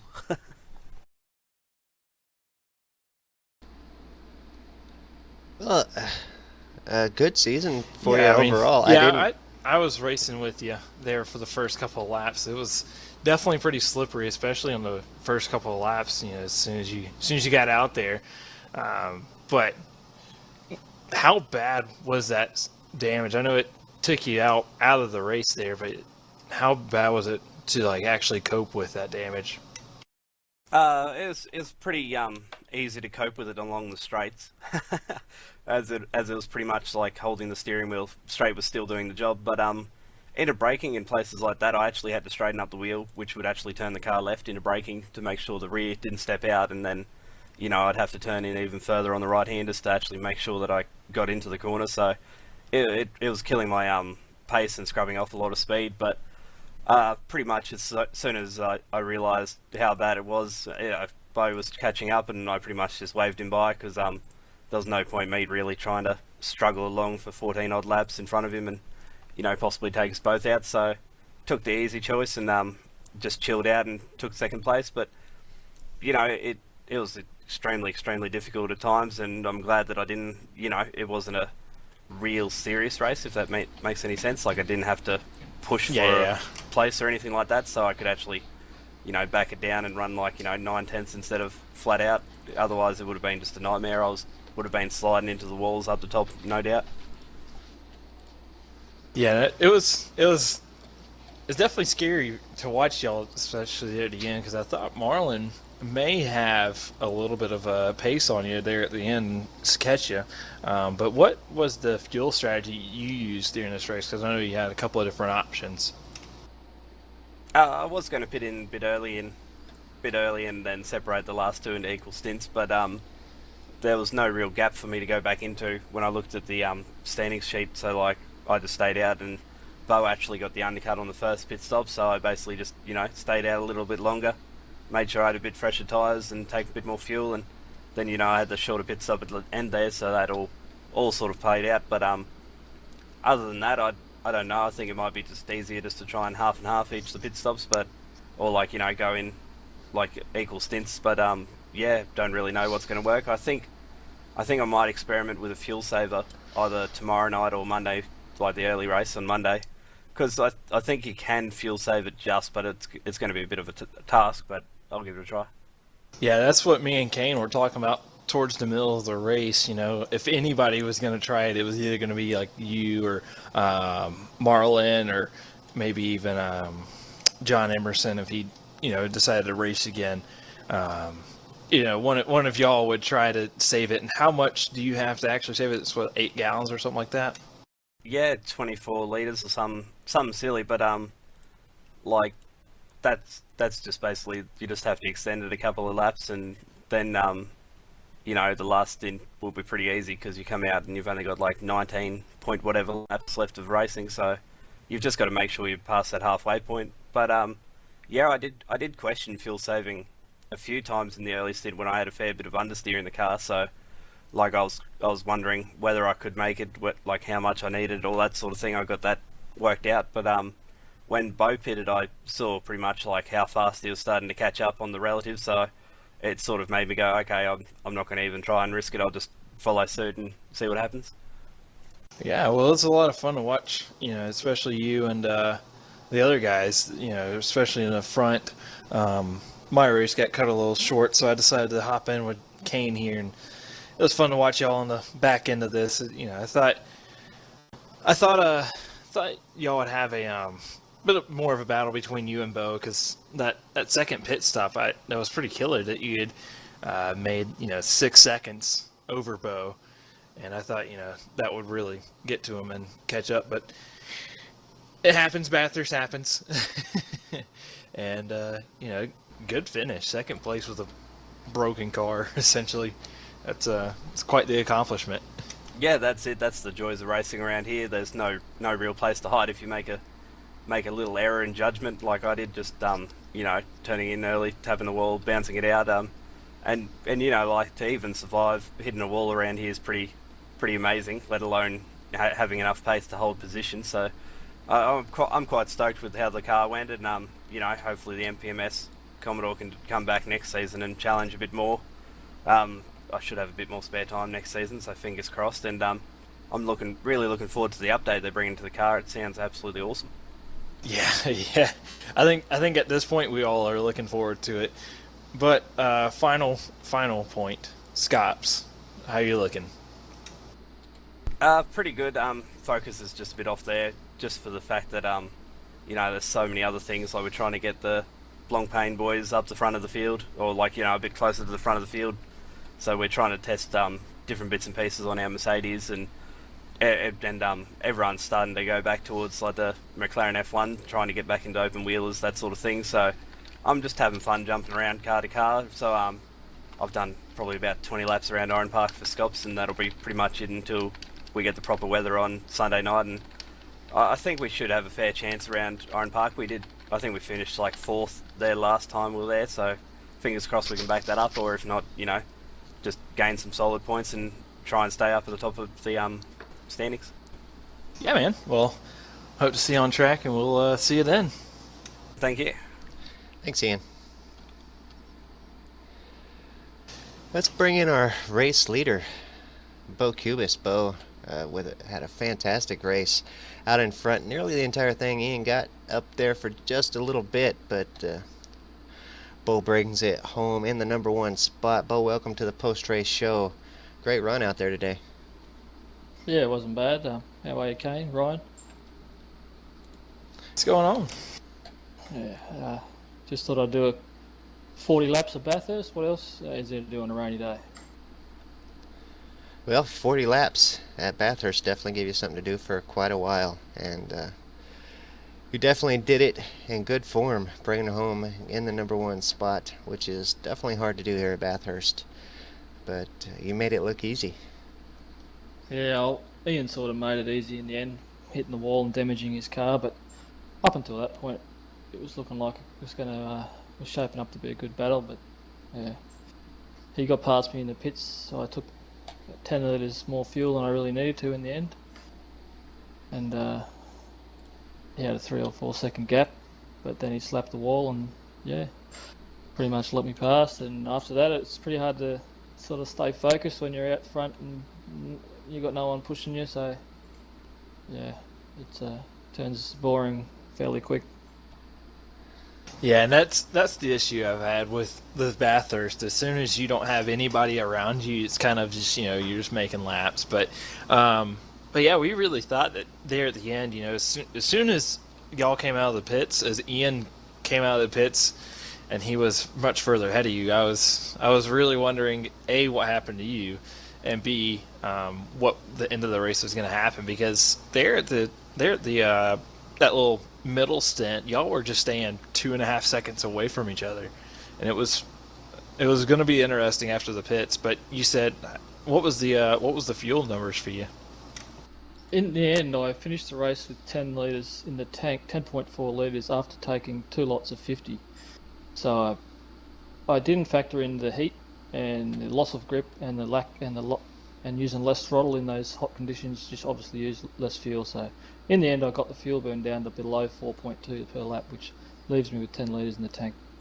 10 litres sitting stationary in the pit lanes, obviously, a good couple of seconds or more. So you were originally picking up your fuel numbers from a more grippy weather, I'm guessing? Yeah, more of a qualifying speed where the tyres have got life in them, and it was up around the 4.35, worst case 4.4, but yeah.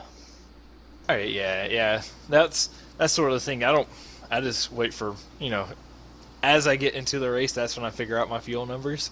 But this time around, I had to actually play a few numbers beforehand, just because there were 2 pit stops, but they didn't really come into play at all for me. But yeah, so it looked like you had a pretty all right race. I mean, you won, but whatever. But we've got V8 Scops coming next. What? How you feeling? I'm not racing in the Scops at the moment, but Oh yeah. So we'll pass on that one. But I'm really looking forward to the new build. Are you going to start racing in as soon as the new build, if it's what it's supposed to be? Not necessarily. I think I'll just poke along doing the official series like I do casually, and I don't like to get into the Scops too much in its current format. Yeah, understood. But yeah, the new car should be, a definite improvement, and should help out, especially on the official side with, drivers just showing up in general, and should make the official series much better. Yeah, I hope so. Maybe it'll reward slightly more aggressive drivers.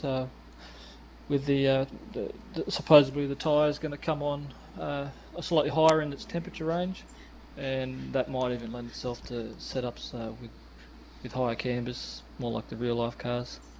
Yeah, it definitely seems like they have picked the hard compound tire and just kind of, made that the thing. Yeah, and I think with the tyre as it is now, as soon as you get slightly loose, the surface temperature just spikes way above what you're already on the limit of grip, and then so now I think we're going to be running just below that limit of grip, and maybe a little bit of wheel spin, and that might actually, play into your hands. Yeah, I hope so. It's just, and I really hope this this new build helps out. Just kind of, I don't want the car to be easier. I want it to be more predictable, and and more, I guess, approachable, but not easier. If that makes sense. Yeah, absolutely. But hopefully we'll see you next season. Yeah, I'll come around time to time. I've got a bit of spare time, like on a rainy day, but got to say thanks to you guys for running the broadcast again, week in, week out. It's appreciated. And thanks to Paul Gorrell for my setup this week. Well, you're welcome for the broadcast, and I'm sure Paul don't mind at all helping with the setup. But thank you so much, Bo, for coming and joining us in the post-race show. We appreciate having you here, having you in the series, and hopefully we'll see you more next season. Hopefully you'll really enjoy that new, hopefully a little bit more aggressive car, like you say, with the suspension package and the tires and everything. Hopefully it will be a little bit more aggressive car, and hopefully we'll see a little bit more throughout this season. Oh yeah, I hope to see you. It's been a pleasure. Thank you. That is Bo Cattell, the winner here tonight. 40 laps at Bathurst. Now we'll bring in Marlon McMullen. Marlon finished in third place here tonight. Good clean run, Marlon. And as you mentioned to me earlier this week, you made sure that we was able to see a good burnout after the race here today. Yeah, guys. Yeah, no, it was quite an enjoyable race today. I was really quite happy to get that third position in qualifying. I was a little bit nervous. Bathurst has never really been one of those tracks for me that I've ever got the qualifying down pat, so I was pretty happy to start somewhere towards the front and sort of focus on the first 20 laps of the race, because it was quite tedious today with the graphics. I only crashed quite a fair few times in the first opening half, but I did what I could do. I let the frame rate sort of go its own way, and just slowly started to focus into the race. And Bathurst is always one of those survival races rather than sort of fight, fight to the death each and every lap. You just sort of want to focus, on the whole overall stint, which was 2 hours today. So, sort of focused on Paul early on, who had some really good pace, and not too sure what happened to him after the pit stop. But yeah, coming out of that pit lane, I was completely swarmed by nearly 3 SDC cars. It's like, sort of walking out into one of those sort of beehives. There's so many things around you don't know what to do. So yeah, it's pretty cool to come out of that little bit of a battle. And yeah, I'm not too sure what happened to Paul after that little next couple of laps, but started to focus on Crackers. And Crackers and me always have a good battle around this place, and yeah, it was really nice to have that good sort of battle with them today. But I knew towards the end I'd hopefully be able to undercut them with the fuel, because I knew I took on, because I stayed out a bit longer in the opening half, I was able to save a little bit more fuel and not fill up as much in the second part of the phase of the stops. So yeah, that worked quite well today, and sort of focused towards the end of the race, tried to save a little bit of fuel to do a bit of a burnout, because I always sort of keep it pretty on the fuel cusp. And yeah, really happy today to come home in third. And I'm not sure what it is about this track and me coming third. Started the Bathurst 1000 in 24, finished third at this place, just always come third here. So yeah, it is what it is, and it was pretty nice today to do a nice sort of celebration. And thank you to everyone who supported me this season. It's been pretty cool. So yeah, can't wait to do it again next season, hopefully for new computer. Yeah, it's great to watch, especially the guys up top. You and all the guys who run at the pointy end of the field. And it looks like you got another America's title underneath your belt. And so you were doing a little bit of fuel saving, just like me and Kane had predicted. Are you going to try doing a one stopper on Sunday or Monday? Oh, I mean, I think that's it for the season. I don't think I can do any more racing. I just sort of want to just absorb it today. I mean, over the last 4 or 5 months with this computer going downhill the way it has been, it's been so hard for me to race, and to get into the groove, just to sort of enjoy it and sort of take the moment. It's hard, and especially last season and the few seasons with Ethan. He's such a hell of a competitor. You can't have anything like that going misfiring sort of on you, and it sort of feels like you're not running all cylinders, and you've got so much more pace you just want to give, and you can't do anything. So, but I just wanted to sort of finish this season off with this computer, and sort of call it a day with this one. It's done all it can do.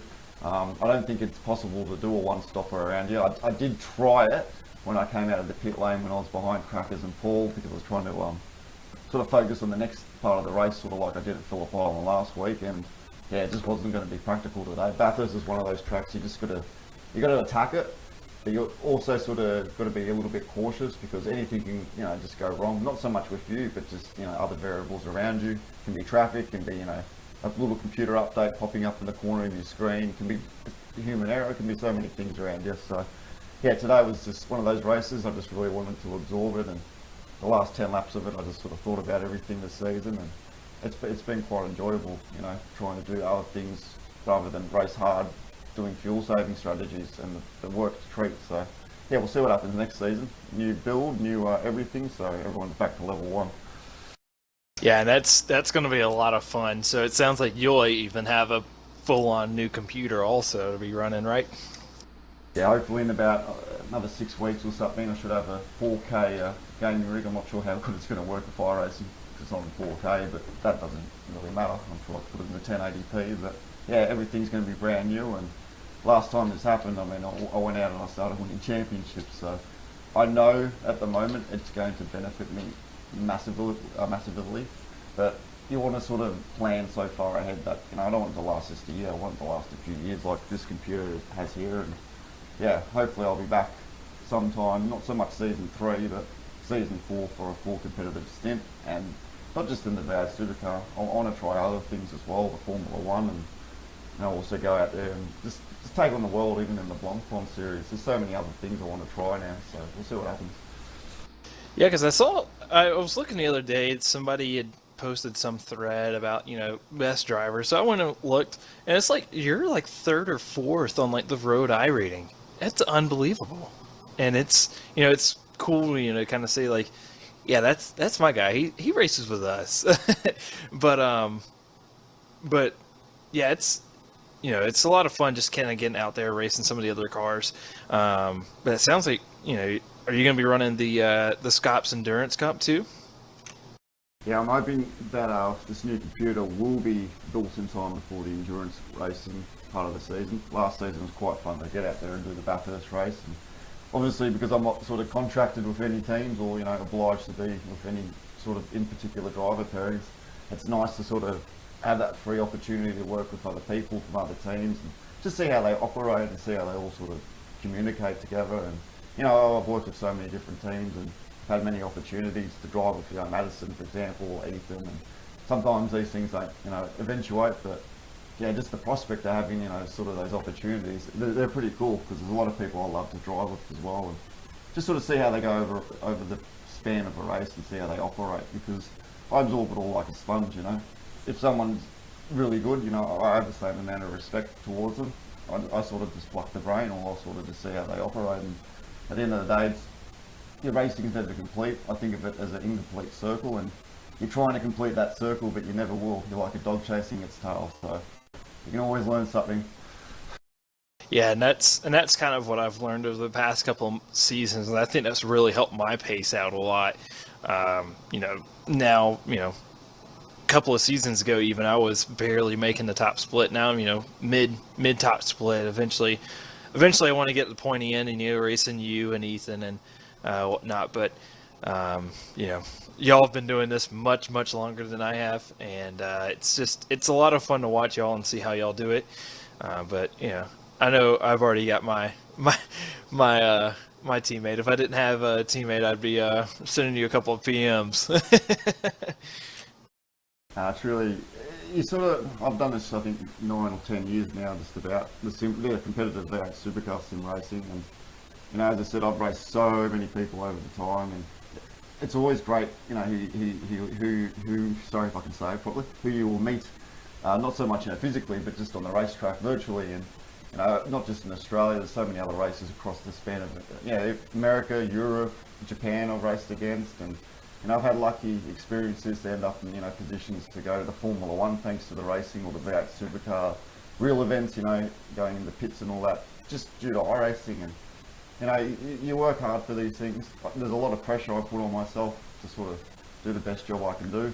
I mean, Kane knows me pretty well, that if I don't drive a good race, I feel it. I get pretty upset over the week, so you do the best job you can do, and you just sort of take everything with a grain of salt. You have your good days and your bad days, and you know, over the last couple of seasons, battling Ethan, it really sort of didn't tire me, but it sort of just, it motivated me to come back and just try again to try and get that 5th championship, and you know, everything just sort of falls into place, and yeah, this season's just been that season, so it's pretty cool. We'll see what happens over the next few. I mean, I never thought I'd ever win 5 championships, or you know, 4 championships as well in the Master Series, so you just sort of take it day by day, and hopefully you live another day. Yeah, absolutely. Yeah, man. Well, I know we're going to be missing you for a little while. I know you'll be watching the Scops races, so well, I guess we'll see you in the chat there. Yeah, I'll be in the chat, but I'll still be in the America Series. Thank you again, Kane, for putting on another season. You've done a good job today. Obviously, it's very hard commentating by yourself, but good on you, Ryan, for coming in as well and giving him a hand. And yeah, thank you all to everyone who supported me again this season. It's been really, really cool. So let's see what the next few brings. Thanks, Marlon. Appreciate you coming in for a post-race interview, and appreciate you running the series. It's always good seeing your car out there. So we appreciate seeing you in the series, and we'll see you. Hopefully, we'll see you next season.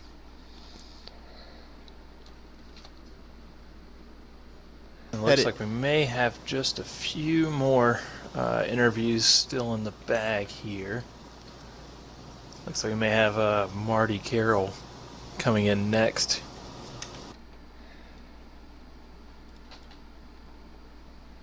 Yeah, let's talk to Marty Carroll. Marty with a 5th place finish here today. Good clean race, Marty.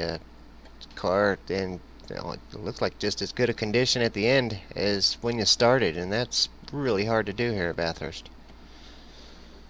Yeah, definitely. And good evening, Kane and Ryan. But yeah, no, it was a pretty straightforward race for me.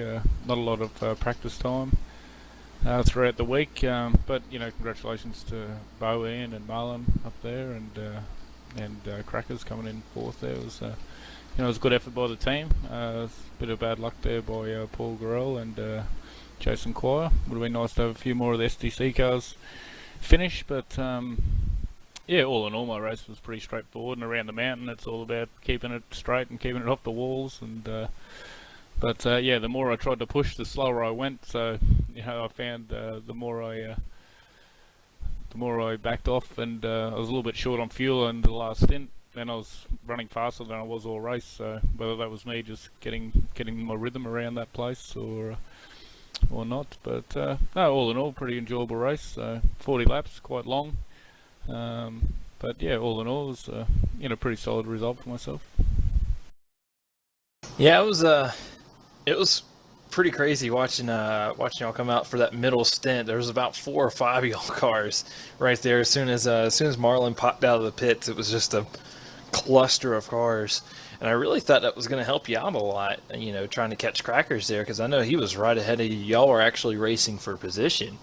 I really thought that was going to help you out with, you know, him trying to race with Marlon, but I guess it was just wasn't meant to be, I guess. Yeah, that's every time I got close to them, I'd push that little bit harder, and I'd make a mistake myself, or you know, I'd come in early at the end of that first stint to try and get that undercut, because I had to check up over the top of the mountain and lost the gap to the front 4 there with Jason Hyde. He spun coming out of the cutting, so I had to check up for him, and that allowed Richard and Michael to get past, and so I wanted to make a tyre pressure change. I wasn't happy with my starting pressures, so I went into the pits and come out and put in, you know, 4 flying laps to try and get that undercut, and I come out right behind Crackers, and then you know, Paul come out right in front of him, and then Marlon come out right in the middle of it, and I thought, oh, we're on here, but unfortunately I took a little bit too much life out of my tyres and pushed a little bit too hard in those early laps to stay with them. But yeah, that was the plan, to hopefully they bring themselves back to me a little bit, but yeah, it was not to be, unfortunately, today. Yeah, and it's kind of crazy, you know, saying, you know, oh man, you know, I got 5th. And that's kind of the end of it, but no, it's, you know, it was a lot of fun watching y'all, and you know, I was I was kind of rooting for you there at the end. Kind of make a race out of it. But like you said, saving gas saving gas at the end of the race, isn't fun at all. Normally, I end up going slower, but it seems like you just go quicker, which is odd. And I wish I could do that. Yeah. I don't know how I do it. Seems the more you smooth your driving style out to save a bit of fuel. It's those less little lockups, when you're just carrying that little bit of extra apex speed, a little bit gentler on the gas, and it all relates into lap time. I was surprising myself, you know, running with better fuel efficiency and running quicker lap times. So I need to try and do that all the time, and that's where your top level guys are good at it. All the time. They have that nous, to run with that. That smooth efficiency in their driving style, from the get-go. And that allows them to run those quick, consistent laps time after time after time, and, they're only getting, 8/10 drop-off over a stint as where, not driving as much myself these days, you lose that rhythm to where, I'm getting, 1.8 seconds drop-off over the course of the stint, so quick for a few laps and then slow for a heap of laps. Yeah. I could definitely the understand. feeling. Yep. Yeah. I love how But yeah, I mean, yeah, that's something, especially this weekend, practicing and qualifying for Oberon Park for the Scots series, that's something I've really had to work on is, throttle control, braking, and whatnot. And that's something I've really tried to work on. And because I seem, that's how to go quick in this car is not full throttle all the time, is, just trying to get the power down. But speaking of the wheel spin and having a car that is good in its change of direction, as well as stop and going. Oran Park, and Bathurst are so contrasting. Trying to dial in your driving style for one or the other, it's a little bit tricky. So yeah, surprisingly, you use about the same setup though. Yeah, well, how you need to have the car handling across the top of the mountain is how you need to have it handling around Oran Park. Yeah. So you got to tweak it a little bit, just to help it pitch and turn a little bit better. As where there's not, the heavy braking zones around Bathurst so come off the long straights. As where there's a lot of, accelerating stop at Oran Park. So you just got to get your pitch and yaw right with the car, and once you got something you're comfortable with that turns left and right, then that's sort of just what you got to focus on. Yeah, and speaking of, how you feeling about this weekend? A few of the guys are quite busy with real life commitments this weekend, and I know for a lot of us East Coasters in Australia, we got a big storm weather front coming through at the moment, so so that could play its part in whether people can compete or not. There's been a few power outages. I had one myself earlier this morning, so I'm lucky to be able to get on and race today. But so all in all, I know Scops is ultra competitive, and it's just a matter of you got to be prepared to do well. If you're not so prepared, then you just got to go out there and enjoy your racing, whether you're battling for 4th and 5th or battling for 15th and 16th. You race hard and fair, and with a good level of sportsmanship, and makes you come back and wanting more the next round. Yeah, we'll definitely keep an eye on you. You're gonna be racing next season? Oh yeah, definitely. Definitely looking forward to the new build with the new car. I know a lot of people are. It's been a little while since we've had a major overhaul of the car now, so Or even an update. Yeah, so we sort of get left behind, but talking to the boys that have read some of the release notes on the next build, it's looking very promising. So it's going to be a new challenge for everyone, and that's why we enjoy it. It's all about the challenge, and and getting out there and competing, and put your best foot forward against the rest of the guys. Well, Marty, thanks for joining us here today. Glad to see you return to the to the car and to the series, and I can't wait for next season to see what you guys bring to the new build and the new car. And hopefully we'll get to see you for the whole series. I hope your health is doing better, and just really glad to see you back in the series. Yeah, me too. Yeah, definitely managing the health side of things. So looking forward to starting a series fresh and being there from round one. Unfortunately, I was unable to do that for this season, but so yeah, no, definitely looking forward to it. And big thank you to yourself, Kane, for putting in the effort for majority of the season. I know you've had to struggle through a few broadcasts on your own and stuff, so big thanks to yourself, Ryan, and Victor. I know has helped out as well, so big thanks to those guys, and look forward to another exciting season coming up. Yeah, I do want to mention after the race, Victor. I seen that Victor had messaged me as well to help out. So I do Looks want like to. we have just one final interview.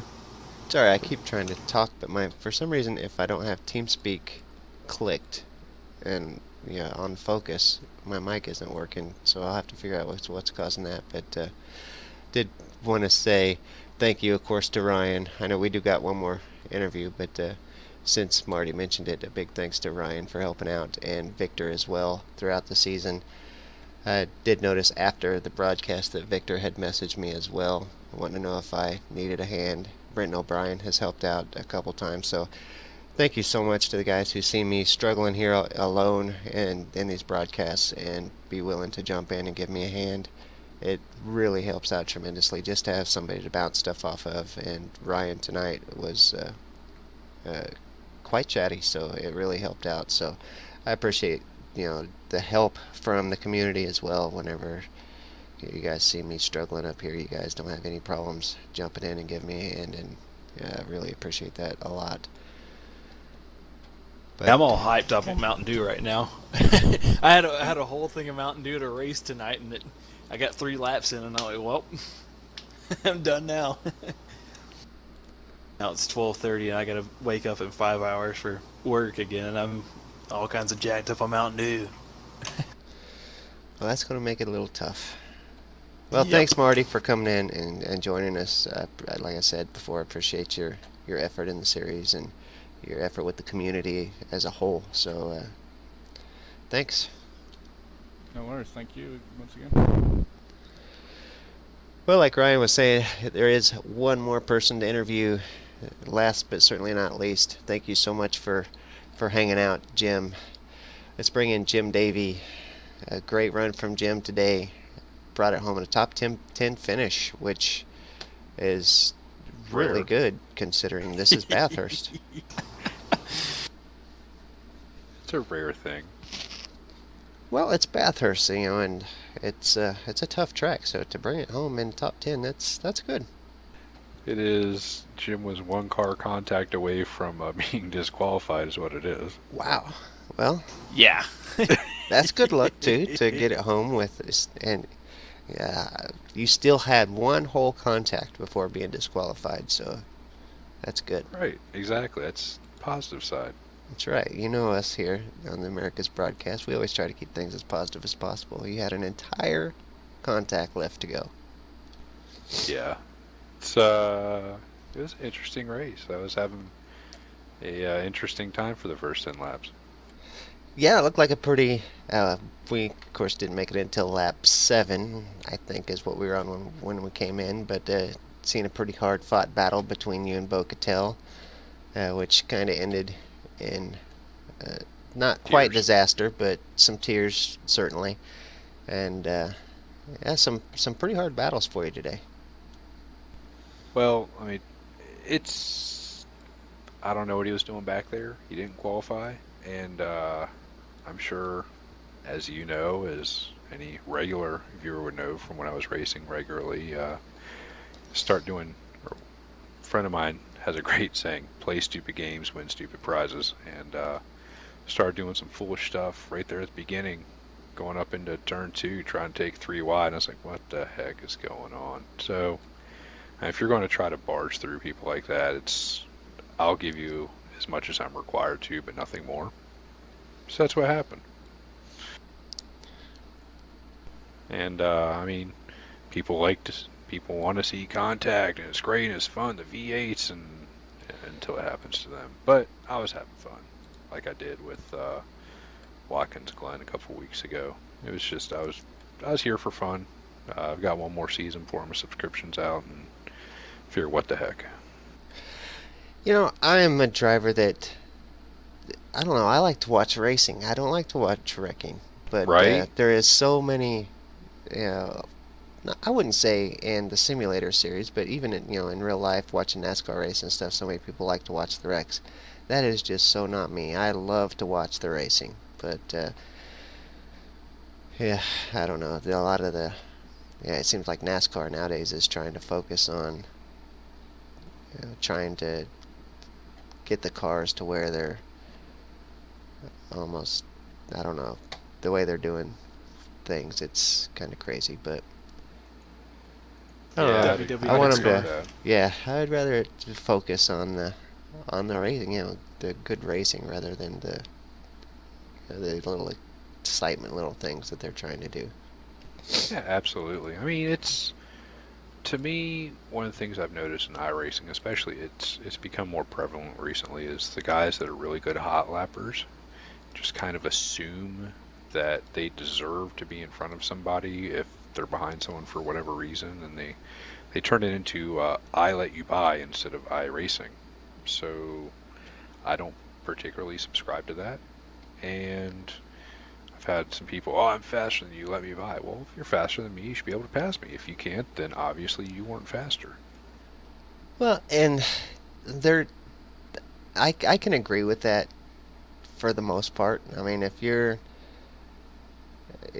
if you know that you're a fifth place driver raced in a fifth place car, and you guys are racing, yeah, definitely. But if you know that a first place driver is stuck behind you, and you're a driver that typically finishes outside of the top 10 per se, I think a certain amount of respect should be shown for those other drivers. I mean, sure, but on a track that's tough, I don't know, a certain amount of leeway should be shown. But I've never been a hey, pull over, stop and let me by kind of guy. But if you're given race room, then if they're that much faster, they should be able to just to get by on their own merit. And yeah, that's kind of where I stand. The little bit I brought of it down or respect two. goes a long way. Let's go back to happy thoughts. How about Marlon with his 17th championship now? Yeah, 26 championships for Marlon McMullen in the America Series. Nah, he's actually on his And he fifth. spent what, half the season with a computer that didn't work? Yeah, Yeah, and it's he's still not working very well. He's Well, actually building a new one. He refuses to clean it like I'm trying to tell him to. it's an old beast, but yeah, it's getting him just enough frames to get into the races, and he's put up with a lot from it. But I know, I right? admire his dedication.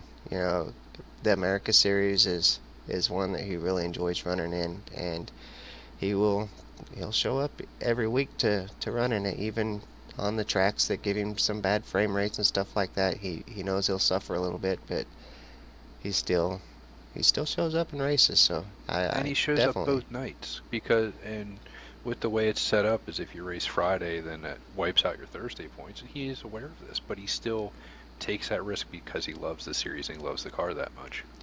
that's what it boils down to. Actually, he supports the series. He enjoys the series, and that's what he shows up to support the series. And like you say, the way the rules are set up is if you start on Friday, you lose Thursday's points. And there has been a time or two where he hasn't started Friday because of Thursday's points. I think it just happened once where the race did not split on Friday, and so his points would end Yeah. up being better on Thursday. But Yeah, it's he's a very technical driver. He really thinks things out, and so he kind of plans for that kind of thing and just waits it out. He's when you I don't know when you're friends with Marlin and talk with him quite a bit. I don't even guess you got to be friends with him, but if you talk with Marlin quite a bit and, All you and have to do is say understand hi, how and it's a 2-hour conversation. yeah he's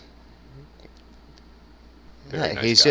just like he said in his interview, he's a sponge, so he'll talk to anybody to just kind of see what they're about, and he just learns from everybody. But yeah, he's a very technical driver. He really works his fuel numbers and his tire numbers, and even the points on the series. That these championships really mean a lot to him. So he really tries each and every season to try to win that championship. And yeah, he'll just starting race 2, he's starting to figure points and stuff, and he definitely takes his racing very seriously, and you got to admire that.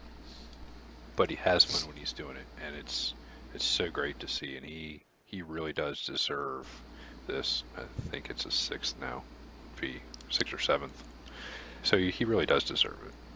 It's his 5th since I've been broadcasting. Okay, I think So- he had 1 or 2 before you. He might have. Some of us have been around for a while. That's true. That's true. Well, Jim, I appreciate your time, and of course you've been with the series Just for quite a long time. Just want to do a quick shout out, you and JD, and hold on, let me think. Mike Budzian and Rory Windrum. Rory took over the job that I used to do with doing the points. Let me tell you, it's a lot of hard work. He's doing a great job, and it's been great to watch. I've been kind of lurking, sometimes a little outspoken lurking on the forums, and it's been a great thing to see that this has continued. It has I'll be honest, this season has been its down season for sure as far as participation, but I really see it coming back next season to really be a big season next season. So hopefully that's what happens. We see a lot more drivers next season, and a lot more participation in the season itself.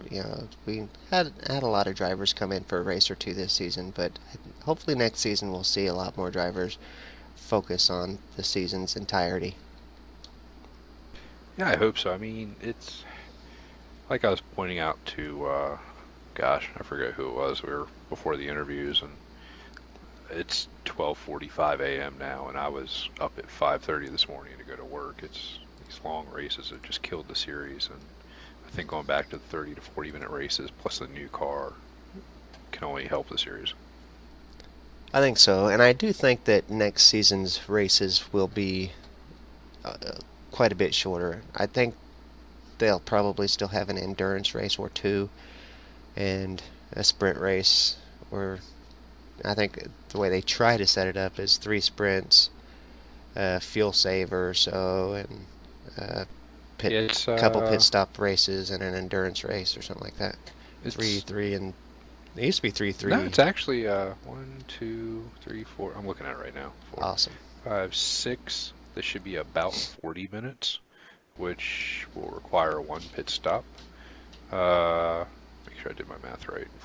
4, 5, 6. Yeah. Then 1, 2, 3, 4 30-minute races. That'll be sprint races, and then 2 60-minute races, which will be says require approximately 2 pit stops. The long races will be Bathurst and Spa. So I think it'll be good. Yeah, that sounds like a good spread this season. It's a good mix, and a few different tracks from what we've seen before. We'll have Imola next season. We'll have Nice. We'll have Barber. Haven't seen that in a long time. VIR, one of my favorites. Let me tell you, that's a fun track, especially in this car. Yeah, I always like Barber in this car. It always produces really good racing. Absolutely, and it's one of those. It's weird because it's a motorcycle. It was originally a motorcycle track, but some of these cars, like the Indy cars, a ton of fun to drive around there. But the V8 is too, because you can just throw it around. And the V8 car in real life has several tracks that are real tight like that, so it makes it more of a realistic V8 Supercar track. Yeah, absolutely. And combine that with the updates to the car next season, everybody's going to be starting pretty much in the same spot. I mean, the fast guys will still be fast. The slow guys like me will still be slow, but it'll. But it may help out some of the mid-pack guys to Like- move up, or one of the Right. fast guys move down Right. because they Ryan. can't adapt. I know as soon as the build comes out, I'm just gonna be on it because I want to be that guy that moves up the chain a little bit. There you go. See, we got one guy that's already looking forward to it. Yeah, I would say every time this happens where we get a build that completely changes the car, I know that there's a lot of drivers that hope that some of the faster guys won't be as fast, but tell you what, man, those fast guys are fast for a reason, and they just figure it out so quick. And Packs. the one name that comes to mind is Corey Preston, because as soon as the last time we had an update, he just figured the car out really quickly, and he went from being where I was, which was like top second split, maybe bottom first split. He went from there to being like top 5. Yeah. You just need Oh, some I choice. remember. Yeah. He did struggle with some consistency issues, but he was quick whenever Yes, that he new was. build came out. Yes, he was. As soon as that build came out, I think he'd broke his arm or something, and he couldn't race for a couple of like one season. He came back and he picked it up and he was fine. I was like, well, there goes that. Well, Jim, Yeah, it was. thanks for stopping by. We appreciate it as always. Thanks for all your dedication to the series back before, and hopefully we'll see Back you. with us, old people. Hopefully we'll see you next season. You say it's your last season on the subscription, so hopefully we'll see you more next season, and the new car will change your mind, and we'll see you renew your subscription. I'm gonna try. I mean, I'm almost finished with my training at work, so we'll see what we can do with that. Well, that has been Jim Davey, everybody. 10th place here at Bathurst, 40 laps. Just one heck of a race here. What an endurance race. Bo Cattell with the win. Marlon McMullen with the championship. Championship number 5 is what we're calling it officially. That's what he calls it, so that's what I'm going to call it, is championship number 5. And yeah, another great season down in the record books. So Ryan, thanks so much for coming in and helping me out. Much appreciated. Yeah, and we'll see how next season go. I may just do the Thursday races and then hop on here with you on the Friday. We'll see how that goes. Well, See if you- hopefully JD will come give me a hand on these things more Yeah. next season. He's got quite a bit of time off this season, so maybe that will fulfill his Yeah. little urge to run, and then he'll be back ready to broadcast these things. But we'll Yeah, see. If not, just let me know. You know where to get me. Alrighty, thanks again so much. Thank you to everybody who has stuck with us to watch this race. And don't forget, in the morning, 24 hours at Nürburgring. V8 Online will cover the first 6 hours, and RaceSpot will cover the last 12 hours. And I want to say Global Sim Racing will be taking over the second stint. Yeah, I think that's how it goes. Them and then RaceSpot closes it out.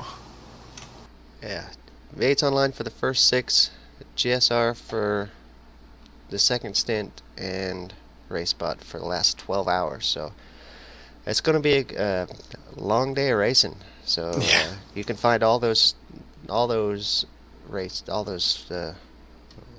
no matter who's broadcasting, it will all be on RaceSpot's channel over there. So you can see it there. You can also see it on iRacing Live, I'm sure. So we'll see you guys in the morning. And I'll see you on Sunday. All right. Well, good luck this weekend, Ryan. Yeah, man. Peace.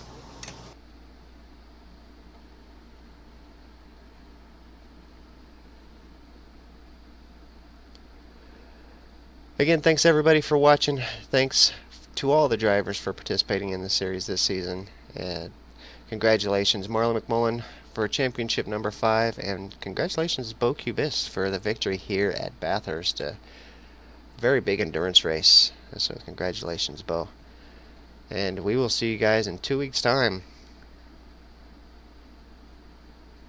here on the V8 Supercars Americas Series.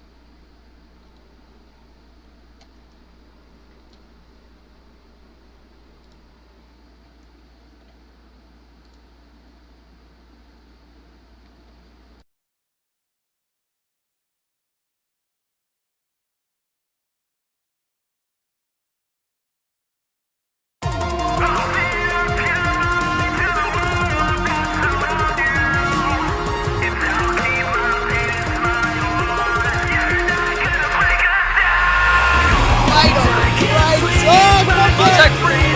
Close. Let's have free.